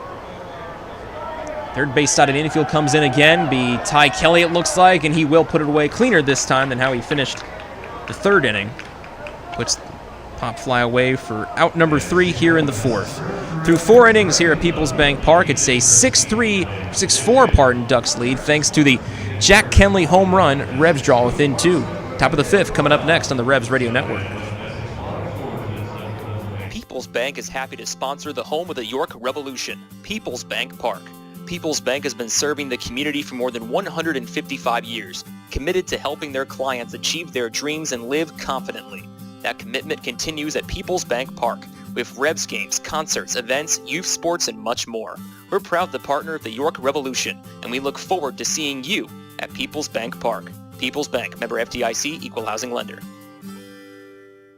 Shipley Energy is more than just an energy company. We're your friends, family, and neighbors, and have been serving the community for over 90 years. Whether you need energy for your home or for your business, we've got you covered. We can help keep you comfortable with all your heating needs, from heating oil to propane, electricity to natural gas. And if something breaks, like your air conditioning or furnace, we have a team of HVAC experts ready to fix it, so you can stay comfortable all year long. To learn more, visit ShipleyEnergy.com or call 855-5-SHIPLEY. Need an excavating contractor for your upcoming project? Get it done locally and get it done right with Barnes & Barnes Incorporated Excavating. Locally owned and in business since 2005, Barnes & Barnes Incorporated Excavating is a small excavating and landscaping business, offering demolition, excavating, landscaping, foundations, concrete, sewer and water hookups, lot clearing, welding, fabrication, and more. Located in Windsor at 30 North Blacksmith Avenue, Barnes & Barnes will get the job done right. Call Scott to schedule your project at 717-515-3495. That's 515-3495. Or email him at barnesbarnesscottinc@gmail.com. That's barnesbarnesscottinc@gmail.com. Downtown's ready. Are you? The Revs play here. Sports Radio 98.9 FM and 1350 WOYK, York.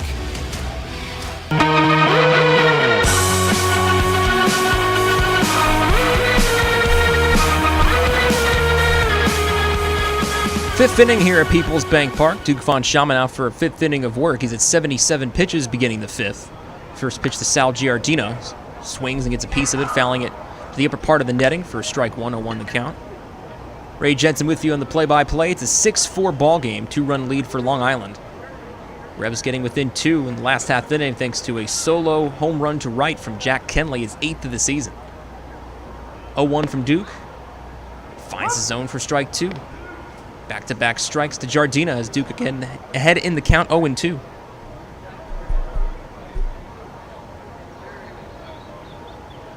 Next pitch. Dip slow in the dirt for a ball. 1 ball. 2 strikes to count for Giardina. Always repping the stash. Also saw on social media when he's not playing baseball, he likes to stream. Stream some video games. Wonder if he plays Luigi in Mario Kart. 1-2. Swung on by Giardina. Hit to left. Harris charging in. He slides, and does he make the catch? No! I think he covered it as it fell just in front of him, and he is in some visible discomfort. Getting back up into his feet. Melky coming in to check him out, as is Herrera. He slid in hard towards his feet. And then now Meg Haas and Mark Mason come out of the Revs dugout. They seem to be waving them off, as I think Harris just had the wind knocked out of him. He's in a crouching position. Now he's back up, somewhat leaning over. It was a hard slide in as he broke in on a hurry, and the ball hit by Giardina. It looked like he may have had a chance at it. In fact, he did, but I think he just covered it as it hit the grass just slightly in front of him, and he tried to block it with his hip. Well, that can hurt too, depending on how you land on the ball. Good point. I always worry about, and I am no medical professional on this health fair night, but I always worry about if you slide and get your wrist trapped under, when you roll over. Thankfully, he's all right. Yeah, he will stay in. It's a base hit for Giardina. Flores tries to bunt the first pitch from Duke, but it bunted foul. Bruh, indeed. 0-1 the count.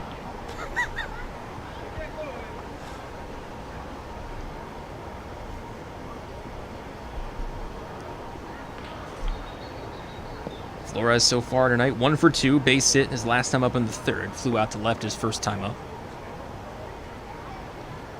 Duke with the glove of his side, gets to sign some hill. Now Reddy's on the rubber. Short leg lift in the 0-1, swung on by Flores, ground ball to Gregorio. Lobby over to Kenley at second in time, throw to first, that's in time! Successful 6-4-3 double play, clears the bases and puts 2 outs on the board here in the 5th. I would love to know if Osme purposely short-hopped that to turn 2. He might have, because he probably maybe could have come up and caught it on the fly, but it's just what the doctor ordered. Some good geometry there from Gregorio charging in. He has been a treat to watch at shortstop, and a lot of double plays helped started by him especially. Bases cleared, 2 outs for Daniel Fields. It takes the first pitch from Duke von Schamann for a strike. 0-1 to count the starter. 1 for 2, but the one it was a big one, a 2-run home run back in the second. Brought in 2 of the 6 runs to score for the Ducks in that frame. Flew out the center his last time up, 0-1. Swings in the next offering, ground ball to Kenley, scoops it up about chest high. Quick throw over to Nelly, and in time as Fields spikes his helmet, and he is retired for the final out, 4-3 here in the 5th. Another 1-2-3 inning for Duke thanks to a 6-4-3 double play. Through 4.5 here at PeoplesBank Park tonight, it's the Ducks 6 and the Rebs 4.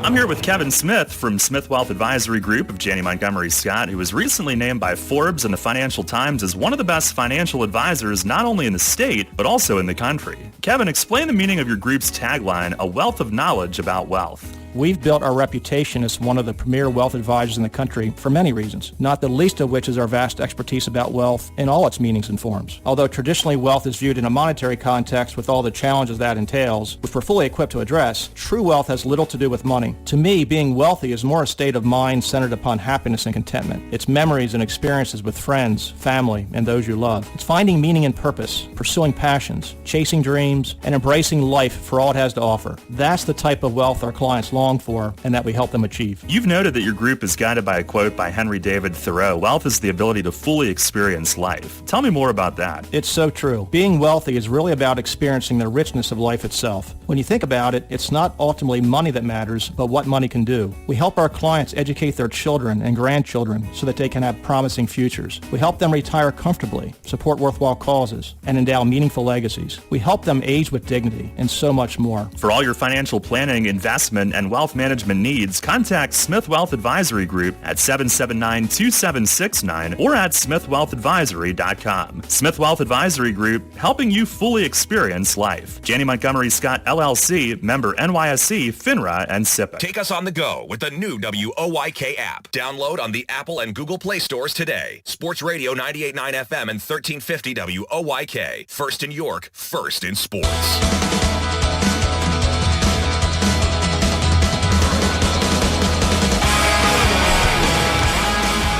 Home half of the fifth here at the bank. Game 2 of a 7-inning doubleheader here in this Tuesday evening. Ray Jensen with you on the play-by-play. It's the Ducks 6, the Revs 4. Duke von Schamanov a second straight 1-2-3 inning in the top of the fifth. Revs look to shorten the gap or even better here in the bottom of the fifth. Carlos Franco will start off things, the DH for New York tonight in Game 2. First pitch from Iorio. And his 102nd pitch. Misses for ball 1 of the count. Be Franco, Dotel, Herrera due up against Iorio here in the fifth inning. Someone has finally begun warming in the Ducks bullpen, meanwhile. Breaking news. The 1-0 swung on by Franco, hit hard towards the Revs dugout. Look out. Karam's off the fence. It's 1-1. It's time for this date in York baseball history, brought to you by the York County History Center.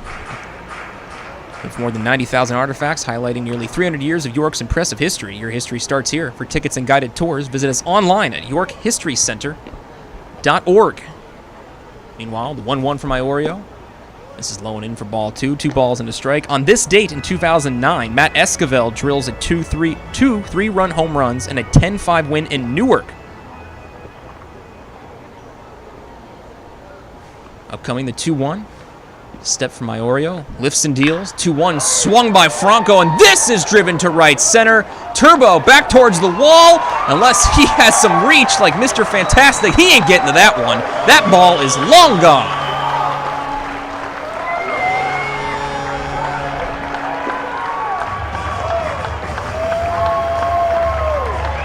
Carlos Franco, his 4th home run of the season. And that is a joyful sight. It brings York within 6-5 here in the bottom of the 5th. In his first start back from Mexico, already has 2 extra base hits of a double and now a solo shot to right center. Presence felt already. And that's 6 home runs as a team tonight, all solo, but maybe Game 2 tonight will be the charm. We'll see as the first pitch now to Wellington Dotel misses for a ball, 1-0 the count. Same score we had in Game 1 now. Scorigami. 1-0. Swung on by Dotel. Ground ball to short. Backhand by Frias. Long throw to first. It's over the head of Flores and off the wall. Checking to see if the ball went out of play and if they will award Dotel an extra base. They do indeed. All right. Tying run at second. We will take that. First error from the Ducks all night. On the errant throw from Frias at short. And just like that, as Darryl mentioned, the tying run at second in Wellington Dotel. Still no one out. Mound visit, meanwhile, as the pitching coach Darren Downs comes out of the Ducks dugout to go over things with the pitcher Iorio. Gives us time to give you the rest of this date in York baseball history. 2 other dates to talk about. August 31st, 2012, the Revs set a team record for runs in a game, beating Long Island 22-6. Chris Nowak ties his own team record of his 25th home run of the season back in 2012. And finally, in 2014, on August 31st, the Revs break a club record of 9 steals in a game, 12-11 in a win versus Somerset. They had tied the previous team record of 6 steals just 7 days prior in a 4-1 win against the Camden River Sharks in Camden. Well, maybe next year's media guide will have something from August 31st, 2021. You never know. You never know. Josue Herrera ready. Dotel on its second following the error. First pitch, swing and a miss by Herrera for a strike, 0-1 the count. Iorio now at 108 pitches. I believe this is indeed the deepest he's gone in a game in terms of pitch count. Yes, it is. Beats the 106 he threw July 14th at home against the Power. 0-1. Dotel going on the pitch, and it's right back to Iorio. He spins around, no throw to third. He will elect to throw to first instead to get Herrera out on the 1-3 putout. Iorio looked like a turret, just kind of spinning around, seeing what play do I have. Dotel was going on the pitch already before it was swung on by Herrera, so he was going to be safe regardless. So Iorio wisely threw the first for out number 1. But the tying run just 90 feet away, and because of that, Wally Backman now comes out of the Ducks dugout, and a pitching change will be made. He indeed grabs the game ball from Iorio, gives him a pat on the rear, and sends him towards the Ducks dugout. Leaves with a lead, but Maple Donuts pitching change looking to keep it that way. Reliever coming in for the Ducks. Tell you who it is after this break. Rebs trail by just 1, 6-5 in the bottom of the 5th on the Rebs Radio Network. Since 1934, PSECU has given Pennsylvanians financial opportunities to live a better life. We are a credit union who offers valuable free and low-fee financial products, broad lending options, and outstanding money management for financing life. At PSECU, we are proud of who we are and committed to who we serve because our Pennsylvania roots run deep. We are banking on a difference. Visit PSECU.com to join us. This credit union is federally insured by the National Credit Union Administration. Equal Opportunity Lender.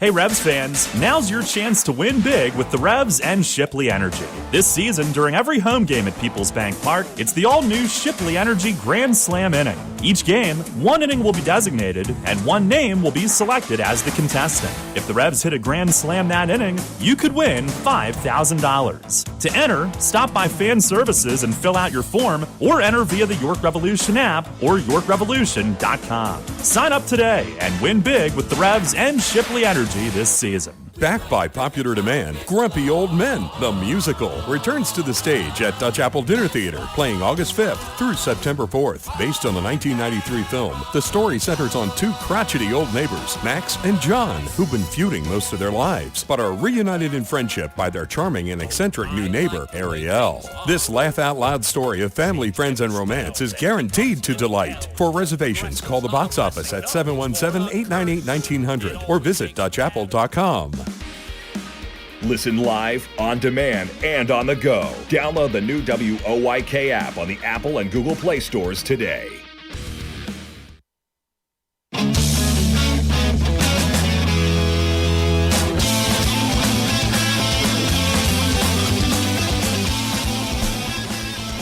Still in the bottom of the 5th here at PeoplesBank Park. Rebs trail by just 1 run, 6-5. The tying run is on base. At third, in fact, Wellington Dotel represents the tying run.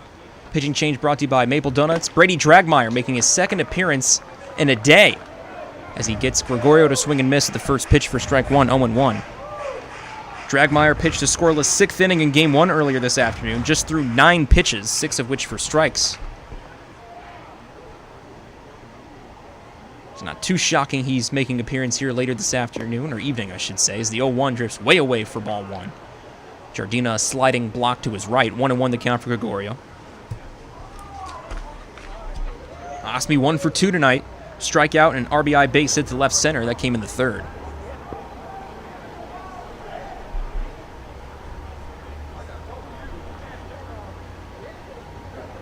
Dragmeyer ready. Below the chest, the 1-1 swung on by Gregorio and just hits it foul third base side, 1-2. Osmy did take him deep in a game out Long Island last week. Game 1 today. Dragmeyer got him to ground out to short.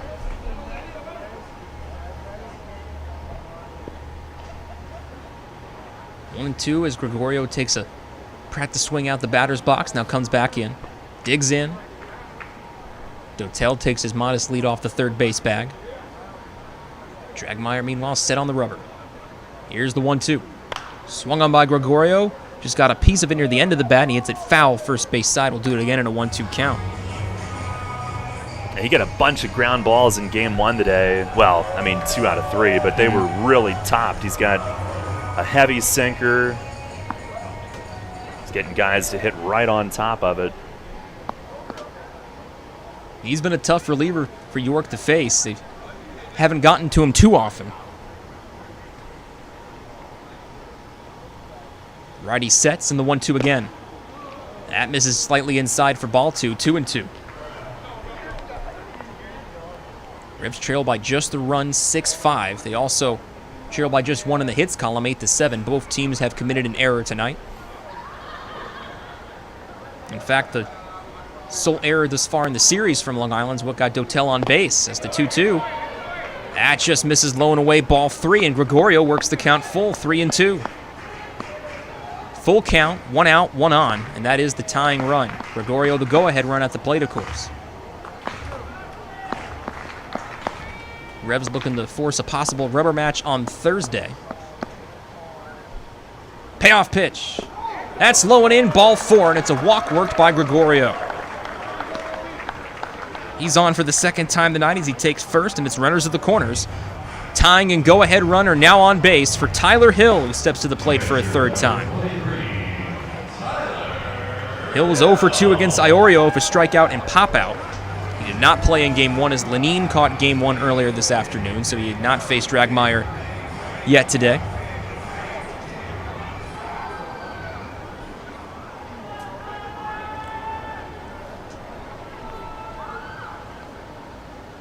Hill 0 for 3 against Dragmeyer this season. First pitch swinging, it's a ground ball hit to Frias. Flip over to second in time, throw to first. That is unfortunately in time. Well, it's a 6-4-3 double play. Make that 0 for 4 against Dragmeyer this year from Tyler Hill. And the Revs leave the tying and go-ahead runs on the bases, and they trail by 1, 6-5 through 5 innings here in Game 2 of the Twin Bill tonight.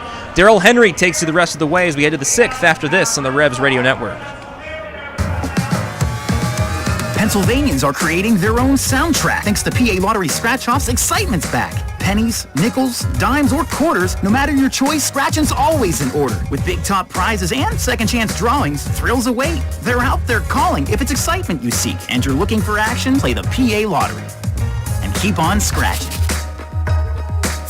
Must be 18 or older. Please play responsibly. Benefits older Pennsylvanians every day. The York County Solid Waste Authority turns up the heat every day. On your garbage, that is. Advanced waste-to-energy technology is used to burn garbage at 1,800 degrees Fahrenheit in environmentally controlled combustion units. This reduces air emissions and produces electricity, enough to power 20,000 homes every minute of every day. Visit www.ycswa.com to learn more. In York County, garbage is power. Shadowfax is committed to helping people with intellectual disabilities live an everyday life in their home and community. Currently, Shadowfax is seeking applicants with a passion for making a difference, one person at a time. Open positions include residential direct support professional, day services community support staff, LPN, IT manager, and residential schedulers. For a full list of open positions and pay rates, visit shadowfax.org. Shadowfax, building relationships, creating possibilities. Shadowfax is an equal opportunity employer. New FM signal, new website. Get features, live broadcasts, and on-demand game broadcasts and shows online at 989WOYK.com.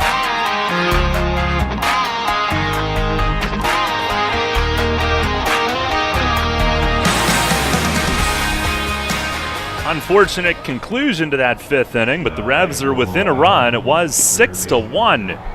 After the second inning, it's now 6-5. It's almost like we're living Game 1 all over again, but Revs a chance in front of them here tonight to get a split. And Duke Von Schaman's still in as we start the 6th. He has really settled things down for his evening. He's at 85 pitches. Ty Kelly leads it off. First offering here in the 6th. I don't know if that crossed uphill, but it was in the dirt. Skips away. Ball 1. I guess no cross up. They won't talk about it. And the bat boy didn't see it. So Dave Snyder will go collect. Kelly has walked and doubled and scored. 8, 9, and 1 coming up. with Turbo and Frias next. Here's the 1-0. And Duke catches the outside corner, waist-high strike call. 6 runs, 8 hits, 1 error for the Ducks. 5 runs, 7 hits, 1 error for York. Von Schaman to the plate, swinging a line drive over short, base hit in toward left center. Now Kelly is on all 3 times, leadoff single to begin the 6th. Revs do have bullpen activity, and Mace has instructed that individual to prepare for the next hitter. I know they had Alberto Rodriguez up pretty early in the game. I'm not certain who's down in the corner now, but here is Johnny Turbo, who could be bunting. And he does square and bunts toward first. And Duke, no, he did not cut it off. Nelly takes it, and Kenley got over to cover just in time. Sacrifice 3-4. It was bunted hard, pushed toward the right side, and Duke went for it and missed. And we might have a double switch here. Mace is coming to the plate on Dave Snyder first. But Duke missed it. Couldn't stab it, but Nelly was there, and then Kenley had to get over, sprinting to cover, and he did. And we will have a double switch. They'll keep Franco's bat in the lineup. He'll come in to play third, and we'll have a reliever coming in from the bullpen in right momentarily. A pitching change brought to you by Maple Donuts here in the 6th. The runner at second with 1 out. Revs trailing 6-5 and trying to keep this a 1-run game as Mace now comes to the mound, signals to the bullpen, and Duke will hand it off. Great job after the second to keep them in it as he got things righted, and it is Alberto Rodriguez coming in. We'll tell you about him when we come back. Suffering from chronic pain, anxiety, or insomnia? CBD Supply MD York has the solution for you. Natural alternatives to pain relief while combating high prescription prices and deductibles. Our products are high quality, organic, and third-party tested. Family owned and operated, CBD Supply MD York is community and family oriented and the most trusted source and supplier of the highest quality Delta 8 and CBD products, including oils, ointments, vapes, gummies, and pet treats. Call us at 817-1097. That's 817-1097. Or stop in and see us at 3923 East Market Street in York. CBD Supply MD York, your quality CBD supply in York. Get ready to crush your goals. Join Crunch Fitness now for $1 and memberships starting at $10.99 a month. At Crunch, you get more of what you want. You can run, you can lift, you can train, you can jump, squat, lunge, dance, and hit it with us. And at Crunch, an obsession with so fresh and so clean means you can feel confident getting a safe workout. Join Crunch today and get 1 month free. Use code RADIO to claim your free month at crunch.com. That's the code RADIO at checkout to get 1 free month at crunch.com. Come see why Jack GM Volvo has been York County's trusted new and used car dealer for over 50 years. In need of service for your vehicle? Get a free PA state inspection when you mention promo code Revs Baseball. 9 brands and 4 convenient locations. For more information and details, visit gmvolvo.com. Listen live, on demand, and on the go. Download the new WOYK app on the Apple and Google Play stores today.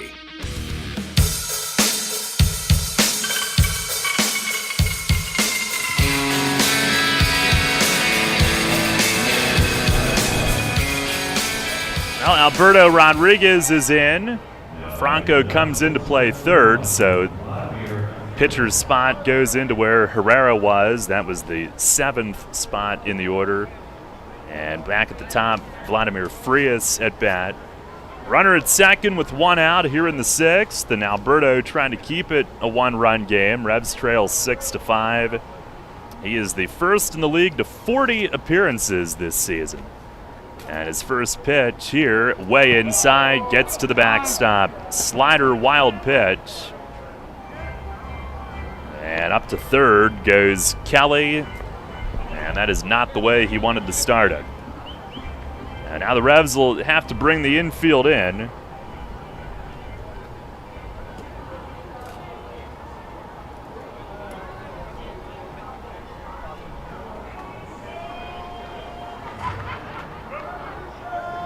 what he was looking for on his first pitch. All four infielders up. Here's the 1-0 to Frias. And he swings and bounces it softly toward first, but foul. Nelly hustles up to glove it. Rodriguez, who's 3-3 with a 5.08 ERA, and he's been outstanding here recently.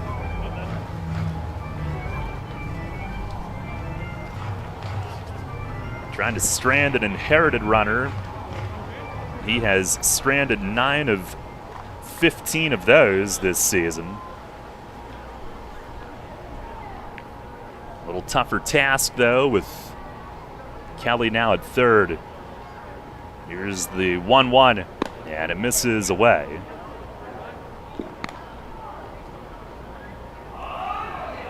Alberto scoreless in his last 6 outings. Last 8 appearances, just 1 hit and 1 unearned run. Now he fires and misses high and away, 3-1.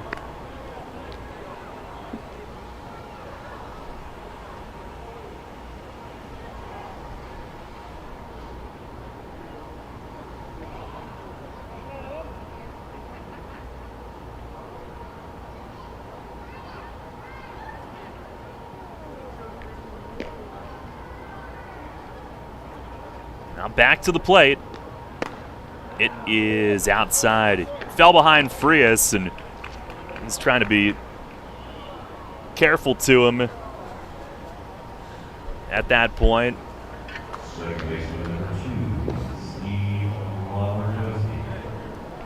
Now first and third does set up a double play possibility. Steve Lombardozzi coming up. Revs will set up a double play depth.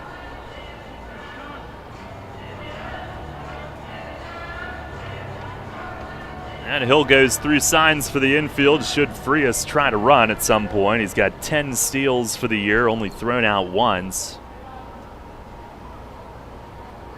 Ducks are 4th in the league in steals.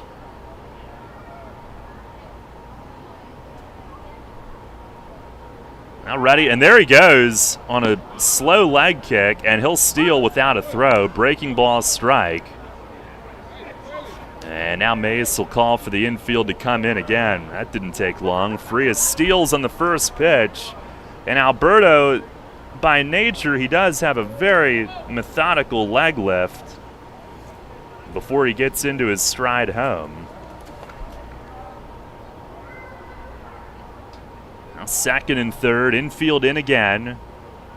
And the 0-1 to Lombardozzi. He goes around half swing on a breaking ball that fooled him. Also, that first pitch, he was taking all the way to give Frias a chance. Veteran hitter, one guy in the order complimenting the other.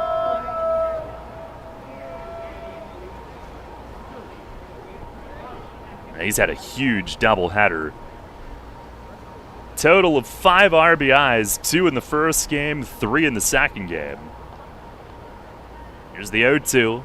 And a swing, and he lifts a shallow fly to right. Dotel hustles in, gets there. They tag from third and won't go. Dotel tosses in toward Nelly, overshoots him. It 1-hops to the plate, and that's out number 2. Ty Kelly stays where he is at third. That is, well, first of all, it's a huge second out, but that is one of the first times that Dotel's arm has really been on display since coming back into right field. And he didn't go all out, but he got it in quite competently. Now that's a big step for him. And now we'll have a pinch hitter. This was the DH spot. This will be Chris Shaw pinch hitting. Second and third, 2 outs, trying to keep it a 1-run score. Pitch from Alberto, breaking ball. It is right there for a strike.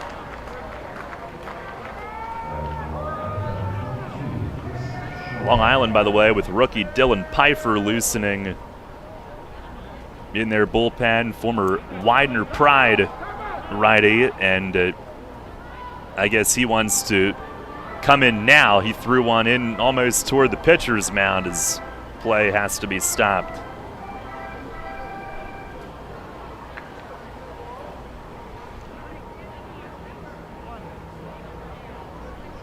Second and third, 2 outs. Here's the 0-1. Breaking ball, he backdoors it, jumps ahead 0-2. Alberto trying to strand 2 here. Shaw, who started the first game, went 0 for 4. He's hitting 186 in 12 games with the Ducks. Alberto ready and kicks and delivers, and a breaking ball high and away. It is 1-2. He threw 2 really good ones to get ahead. This one slipped and sailed high.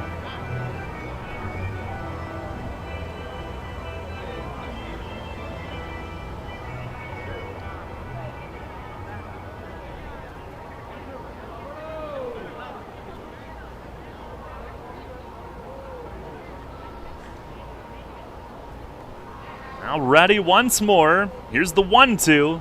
Breaking ball. It is right there. Strike 3 called. Alberto and Tyler Hill both went marching off. They knew it. Just had to wait for TrackMan to signal it in.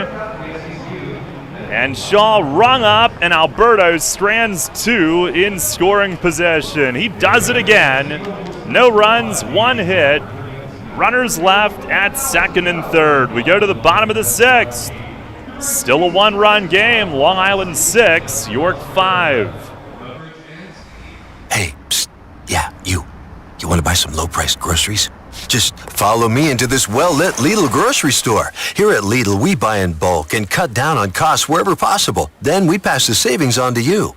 Trust me, everything's done totally legit and above board. Nothing to be worried about.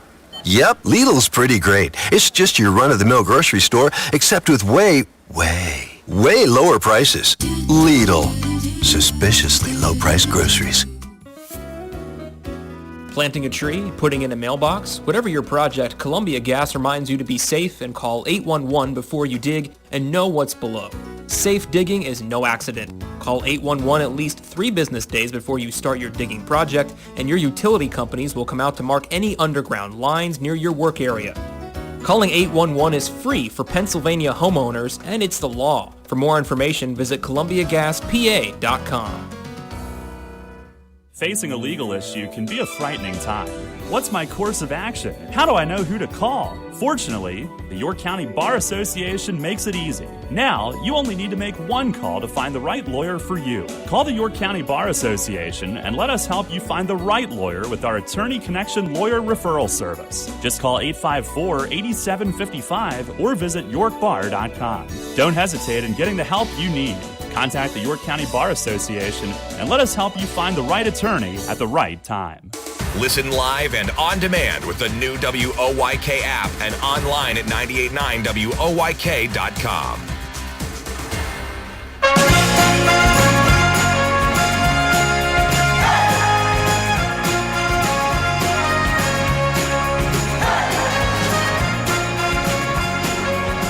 Bottom of the 6th, 6-5 still. And the top of the order for the Revs, Alberto Rodriguez doing the work to keep it a 1-run game. James Harris will lead off against right-hander Dylan Pfeiffer, who takes over. Pitching change brought to you by Maple Donuts.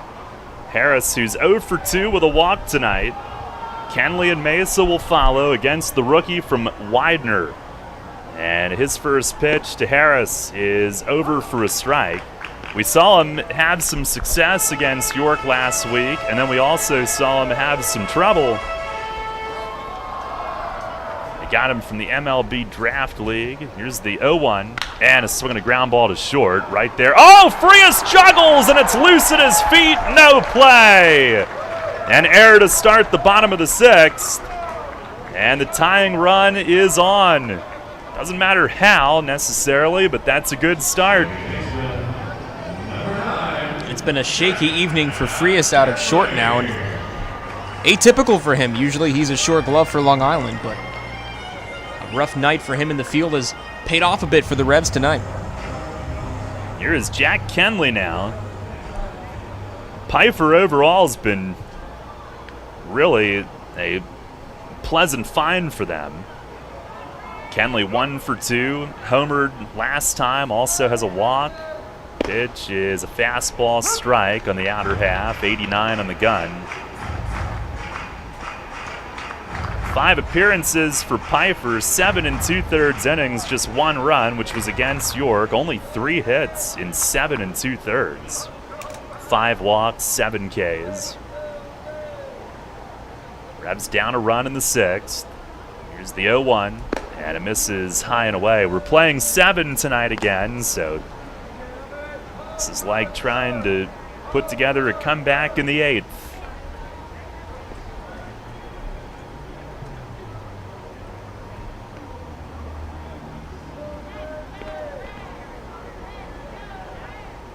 Now set, and the pitch, it is a little high. 2 balls and a strike.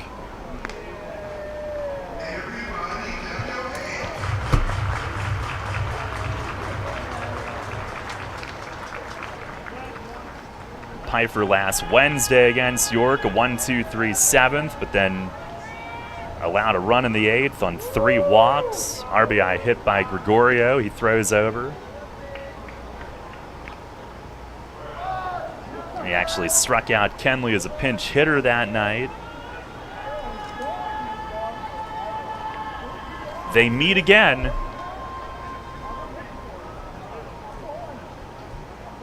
Here's the 2-1 swing, and it's fouled away, left field side.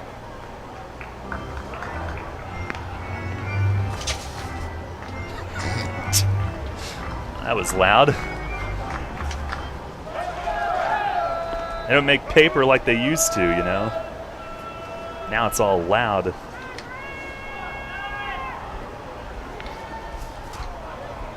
Pfeiffer was with Williamsport in that MLB draft league. On a 2-2.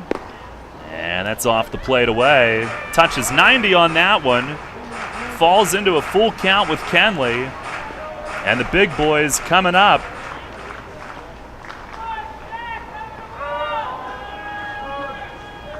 Pfeiffer had 5 seasons at Widener.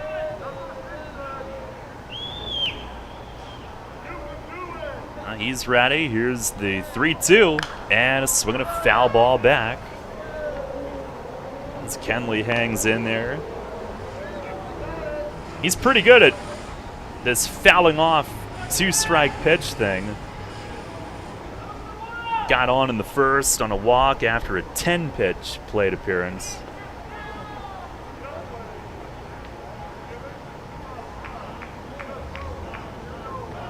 Time is asked for, the catcher Giardina requesting.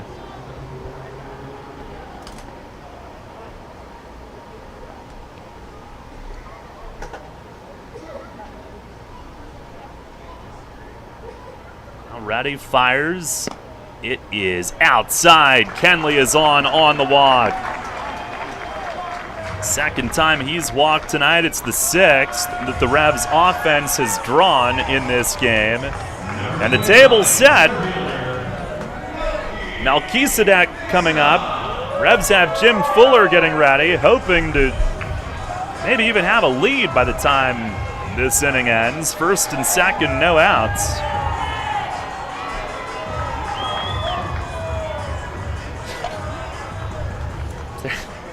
Is there a skunk somewhere? Yeah. Let's hope it's not in the stadium. Here's Malky. 1 for 2, double walk run. First pitch, he swings and misses. Big rip. Pfeiffer did get him on a fly out last week. Malky did hit it deep. Who's second in the depth chart when it comes to pest control, since our top line starter is out for a bit, unfortunately? Yeah, it's probably Gibby. The stretch from Pfeiffer. Check second. Here's the 0-1. Swing and a towering fly ball toward the corner and right. Fields heading after it. They'll tag at second in foul ground. It lands foul down near where Jim Fuller is warming up. So it is 0-2. Well, DC, if you're listening, get well soon, my friend. Yes. Echo that. We all do.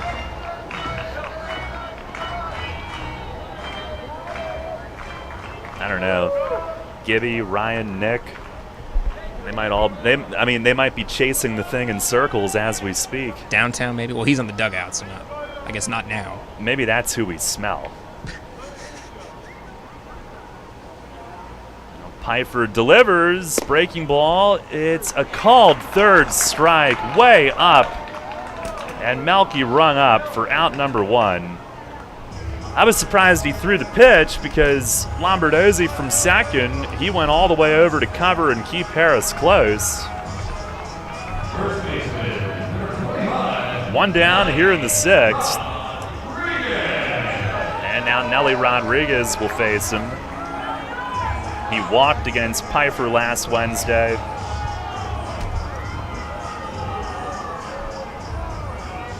Nelly 0 for 2 with a walk and a run scored. Revs down a run. The tying run is Harris at second, Kenley on at first. The go-ahead run. And a pitch to Nelly. It is a slider and a called strike.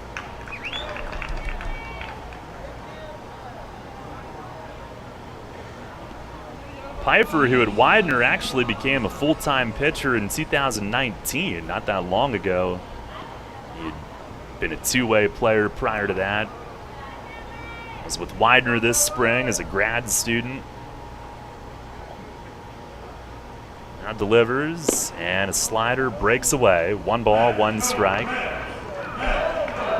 And stories like Pfeiffer have become more and more common in the Atlantic League this year, from college straight to a pro debut. And it's not atypical, but in the Atlantic League it is. Typically you see that in the Frontier League or similar. Different landscape this year. There's the 1-1 called strike, outer edge. Giardina faked a setup in, then jumped away. Pfeiffer hit his spot. Pfeiffer, a 6'4" righty from Allentown. He went to Allentown Central Catholic.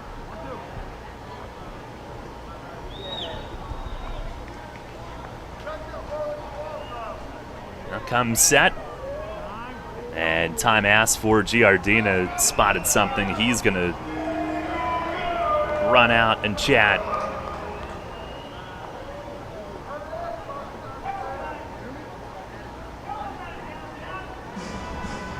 He's still got to get through Carlos Franco after Nelly.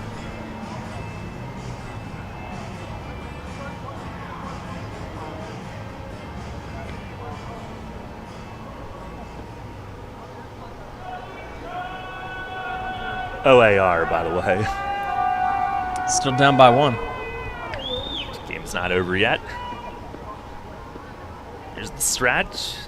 And the 1-2. Curveball, that's up and in. Although the way Trackman has seen it on Nelly tonight, it's like somebody put drunk goggles on the monitor. 2-2. They set up in. That might have been a bluff. Going away now. Lombardozzi creeps over. Pitch coming home. Breaking ball tapped in front of the plate. Pfeiffer comes in, picks up, and throws it away! This game's tied! Harrison to score! Kenley goes to third, and we're tied at 6. Nelly with a swinging bunt. Pfeiffer came in, a bare hand pickup, and he never got set. He was leaning forward, trying to sidearm the throw to first. And it pulled Ramon Flores off, who's an outfielder by trade, playing first base these days. He didn't come off far enough to save it. And it hit the tip of his glove into shallow right, and the Revs tie it on an error, 6-6. Here in the 6th, Darren Downs out to try to settle down the rookie. And now looking to take the lead with Carlos Franco coming up. And I'll tell you what, Daryl, if Nelly doesn't break out of the box with the speed that he did and hustled up the line, that throw's on time. He forced Pfeiffer to rush it, and it drew Flores off the bag. Excellent hustle by Nelly there. That was the difference maker, in my opinion.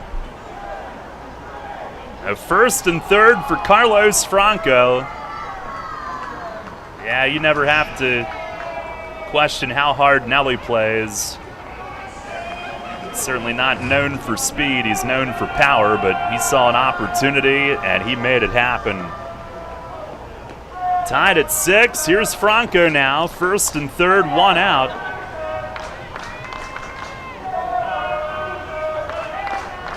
Play him to pull in the infield and the outfield. And first pitch, it's down low. Well, how would you like to be a rookie facing this fella now? Tonight, 2 for 3, RBI double in the first, hammered a home run high up onto the lawn in right center in the 5th. By the way, that's an infield hit for Nelly and a throwing error.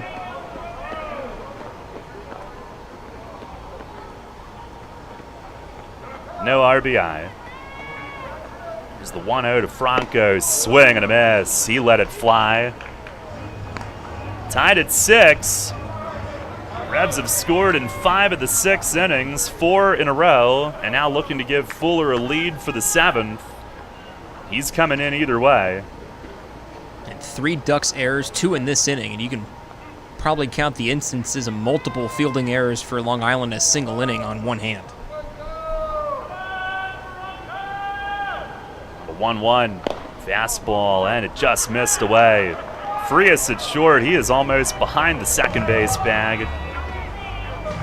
They are at double play depth, but playing Franco hard to pull, and in the outfield as well, which is what he's done so far tonight, and that's what his swing has shown so far tonight, but we know what he can do the other way as well. Now the stretch from Pfeiffer. The 2-1. Breaking ball, bounce toward first. Flores, short hop pick, throws to second. Frias can't get a throw back, and the Revs take the lead. No return throw to first. It's an RBI fielder's choice. Franco drives in his 3rd. Kenley scores for the 3rd time tonight, and the Revs lead it 7-6 here in the bottom of the 6th. He put it in play, but he chopped it softly, and Franco dug all the way, sniffing an RBI and a lead late in this game. And Frias pumped and could not release a throw back to first. Were they covering the way they should have been? Have to see that again, but either way, Revs lead it. And here's Dotel now. First pitch is swung on and fouled back upstairs. Revs with 2 home in the inning.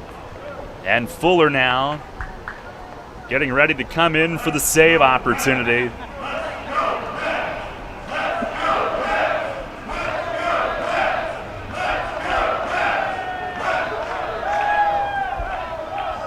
Here's the 0-1. Breaking ball, bounce toward the middle. Frias from short, cuts to it. He's got it. He'll step on second to end the inning.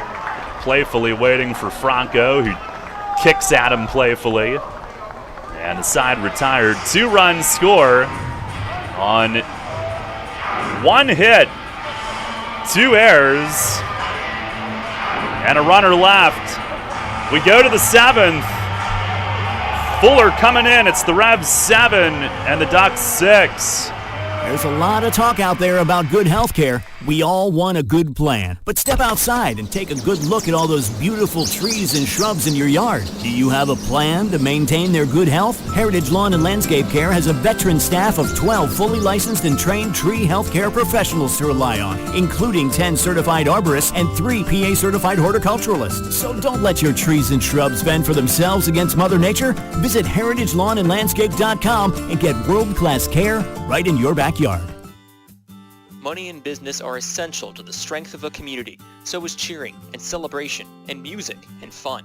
That's why York Revolution games, concerts, youth sports, special events, and more happen at a place called PeoplesBank Park.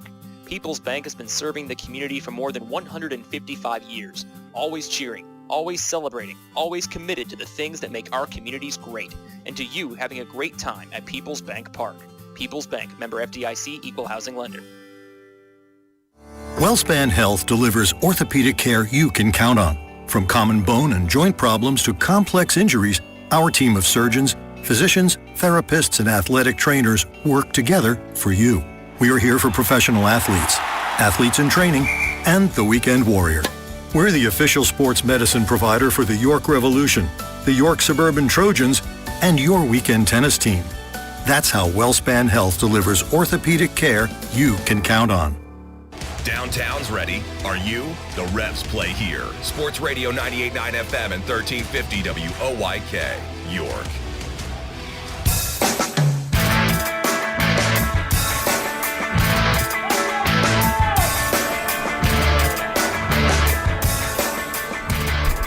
Revs have wrestled the lead as we go to the 7th, and Jim Fuller comes in. Pitching change brought to you by Maple Donuts. He saved all three in that sweep at Long Island last week. Goes for his league-leading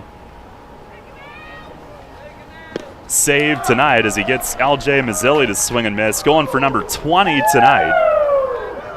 And it is strike one to begin the 7th. Middle three in the order, Mazzilli, Giardina, Flores with a one-run lead. Mazzilli 0 for 3 in this game. Fuller with the pitch, and it is outside.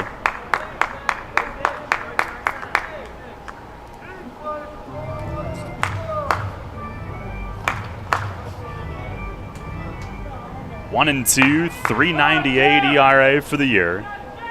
Now he fires, and that is outside. 2 balls, 1 strike.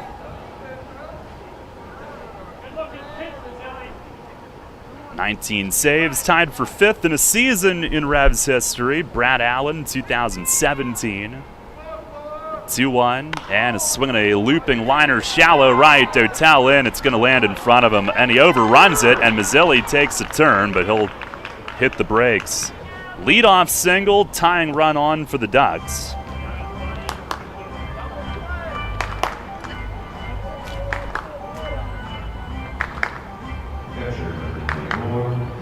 Jim Fuller trying to become the 5th member of the Revs 20 save club for a season. The next on the list, Juan Rincon, 2013, he had 22.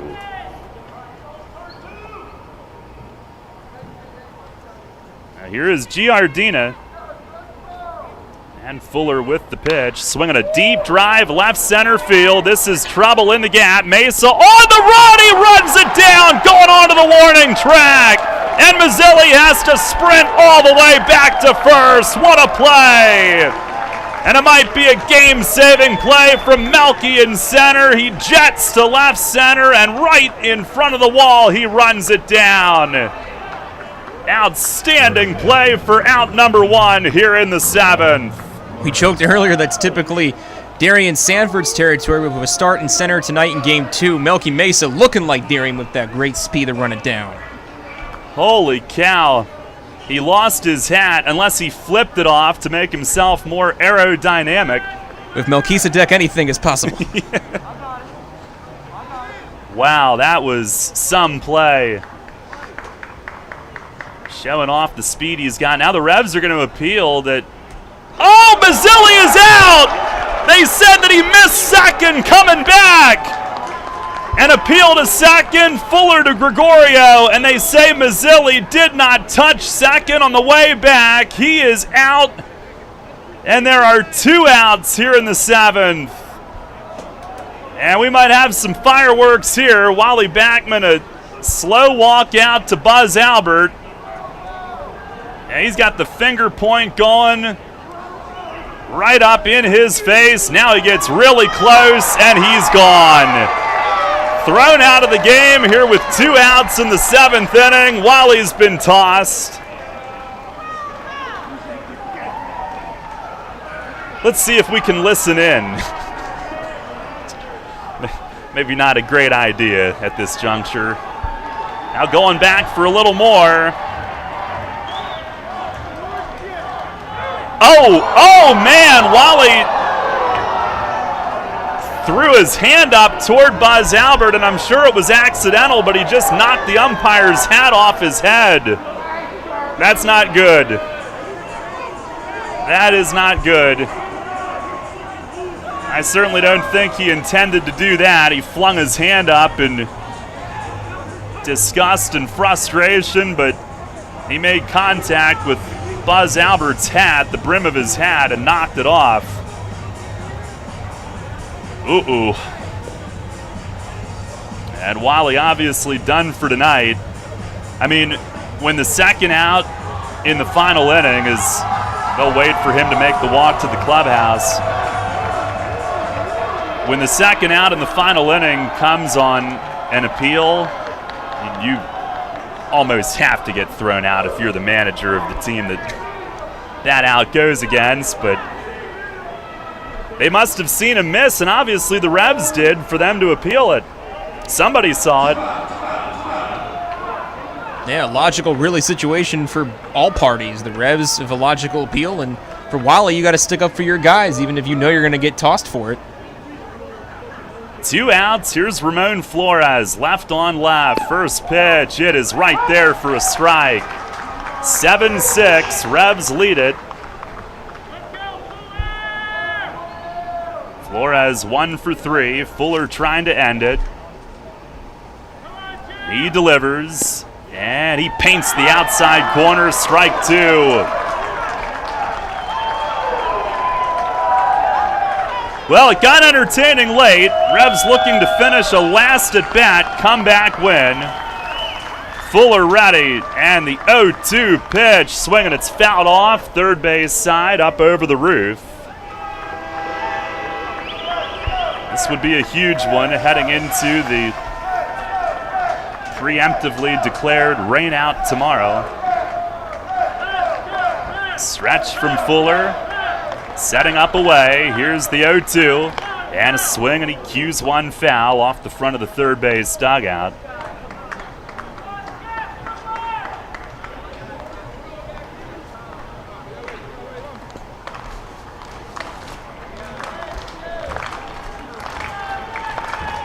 Still holds the cards, 0-2. He's ready. Fuller kicks, delivers, and misses high with it.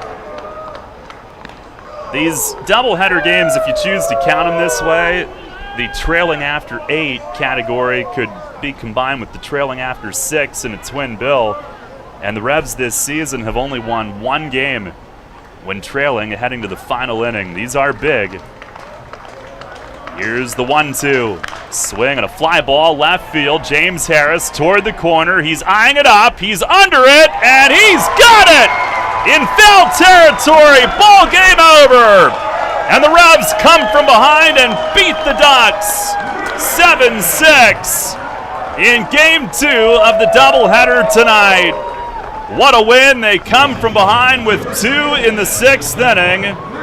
And Jim Fuller, save number 20, adding to his league-leading total.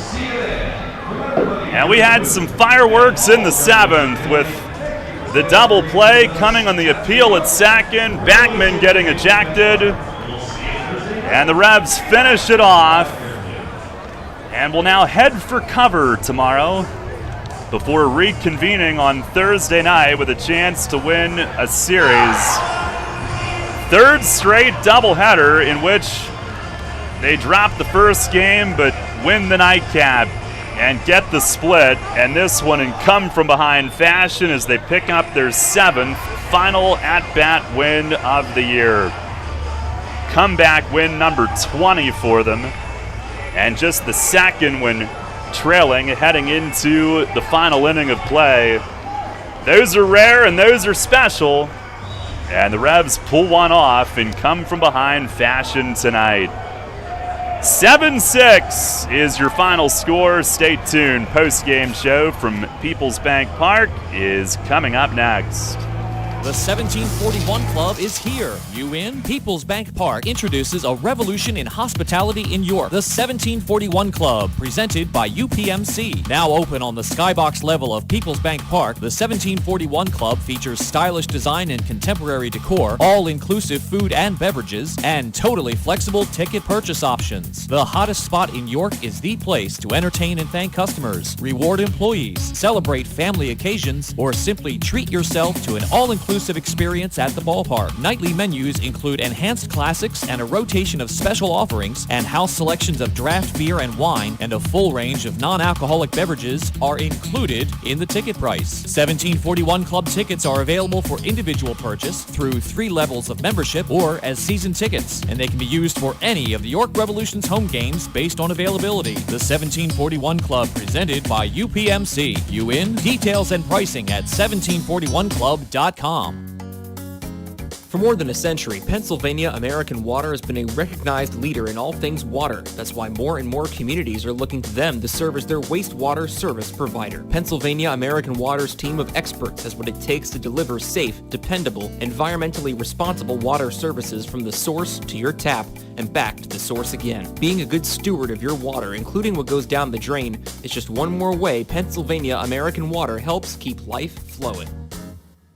Get the latest on the Orioles with the Baltimore Baseball Show, hosted by Dan Connolly. Mondays at 6 on Sports Radio 98.9 FM and 1350 WOYK.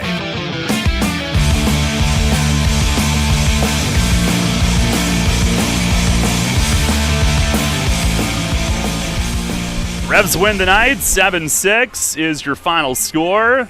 Couple exciting games today. Comeback attempt in Game 1 that could not quite materialize, but in Game 2, they do get the job done. It's another doubleheader split, and that's been a formula here recently. The last 3 doubleheaders here at home over the last week and a half or so. Revs dropping the first game, but getting the split. And in fact, they got swept in their first 3 doubleheaders of the year. They have now split the last 3. So in 6, they have never won an opener, but in the nightcap, they have now won half of them at least. And a big win tonight as we'll take a look at scores from elsewhere, let you know how it plays standings-wise. But big win, and hopefully that makes the hurricane a little more bearable tomorrow, or the tropical depression, or whatever fancy meteorological term Ray was calling it.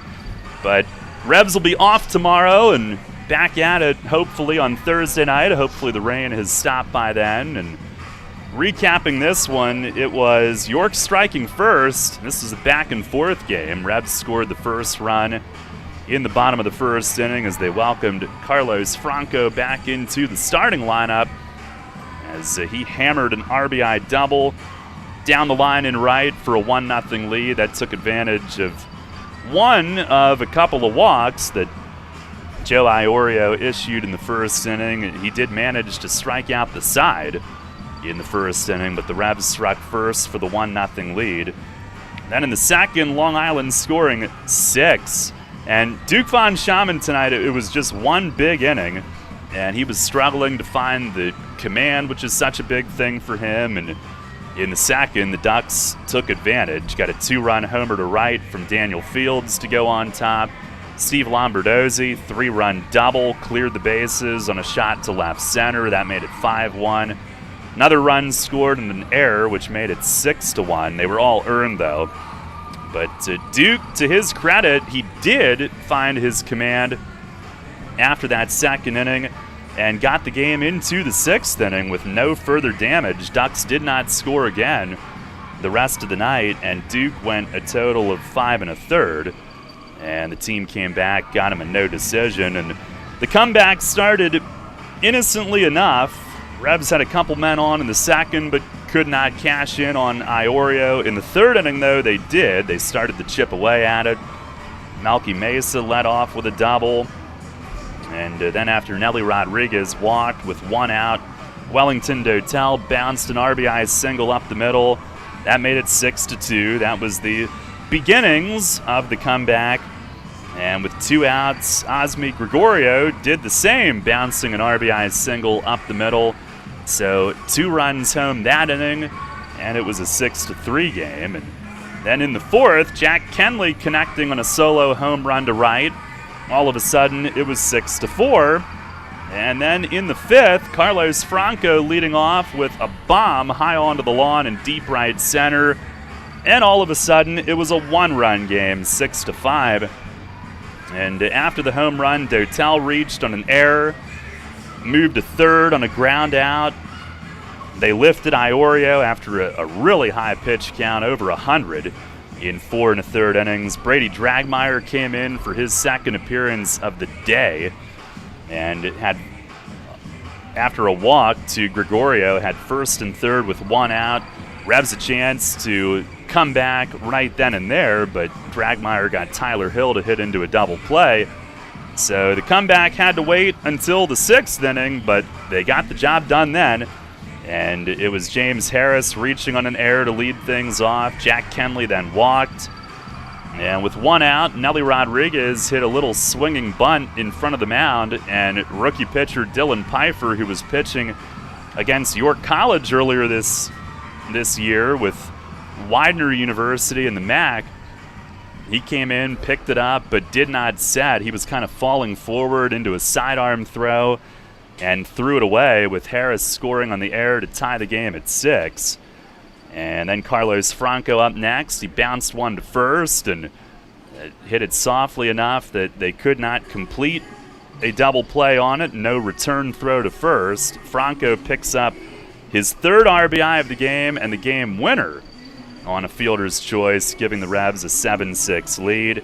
And then in the 7th, Jim Fuller coming in. He did give up a leadoff single to Mazzilli, but got a great running catch from Melky Mesa in deep left center on a drive from Giardina that looked like it was all kinds of trouble when it left the bat. Mesa ran it down for the 1st out, and as we thought, Ramon Flores was coming up with a runner at first and 1 out. The Revs appealed at second base, and how often do you actually get one? Well, got one tonight. Buzz Albert said that Mazzilli missed second on his way back, and they got the double play in stunning fashion. Wally Backman ejected, coming out to argue, and that left the bases empty with 2 outs. Fuller against Flores, and Fuller got Flores to fly out to left just over in foul territory to end it. Fuller's league-leading 20th save. And by the way, the 20, 5th most in a season in Revs history. It's also 8th most in a career in Revs history, with Juan Rincon next on both lists. Fuller 2 away from matching Rincon from 2013 for 4th most in a season and 7th most in a career. Right now he's got the 5th most in a season and 8th most in a Revs career with his 20. An exciting one tonight. That's how it played out. Revs go to 9-14 in the second half. Ducks fall to 10-14. Revs are now 4-1 against the Ducks this half. And we'll take a break here in the postgame, check the scores from elsewhere, let you know what it means standings-wise, and then get you set for Thursday when we reconvene here at PeoplesBank Park. 7-6 the final tonight. Revs come from behind to win it. Postgame continues after this. You get in your car,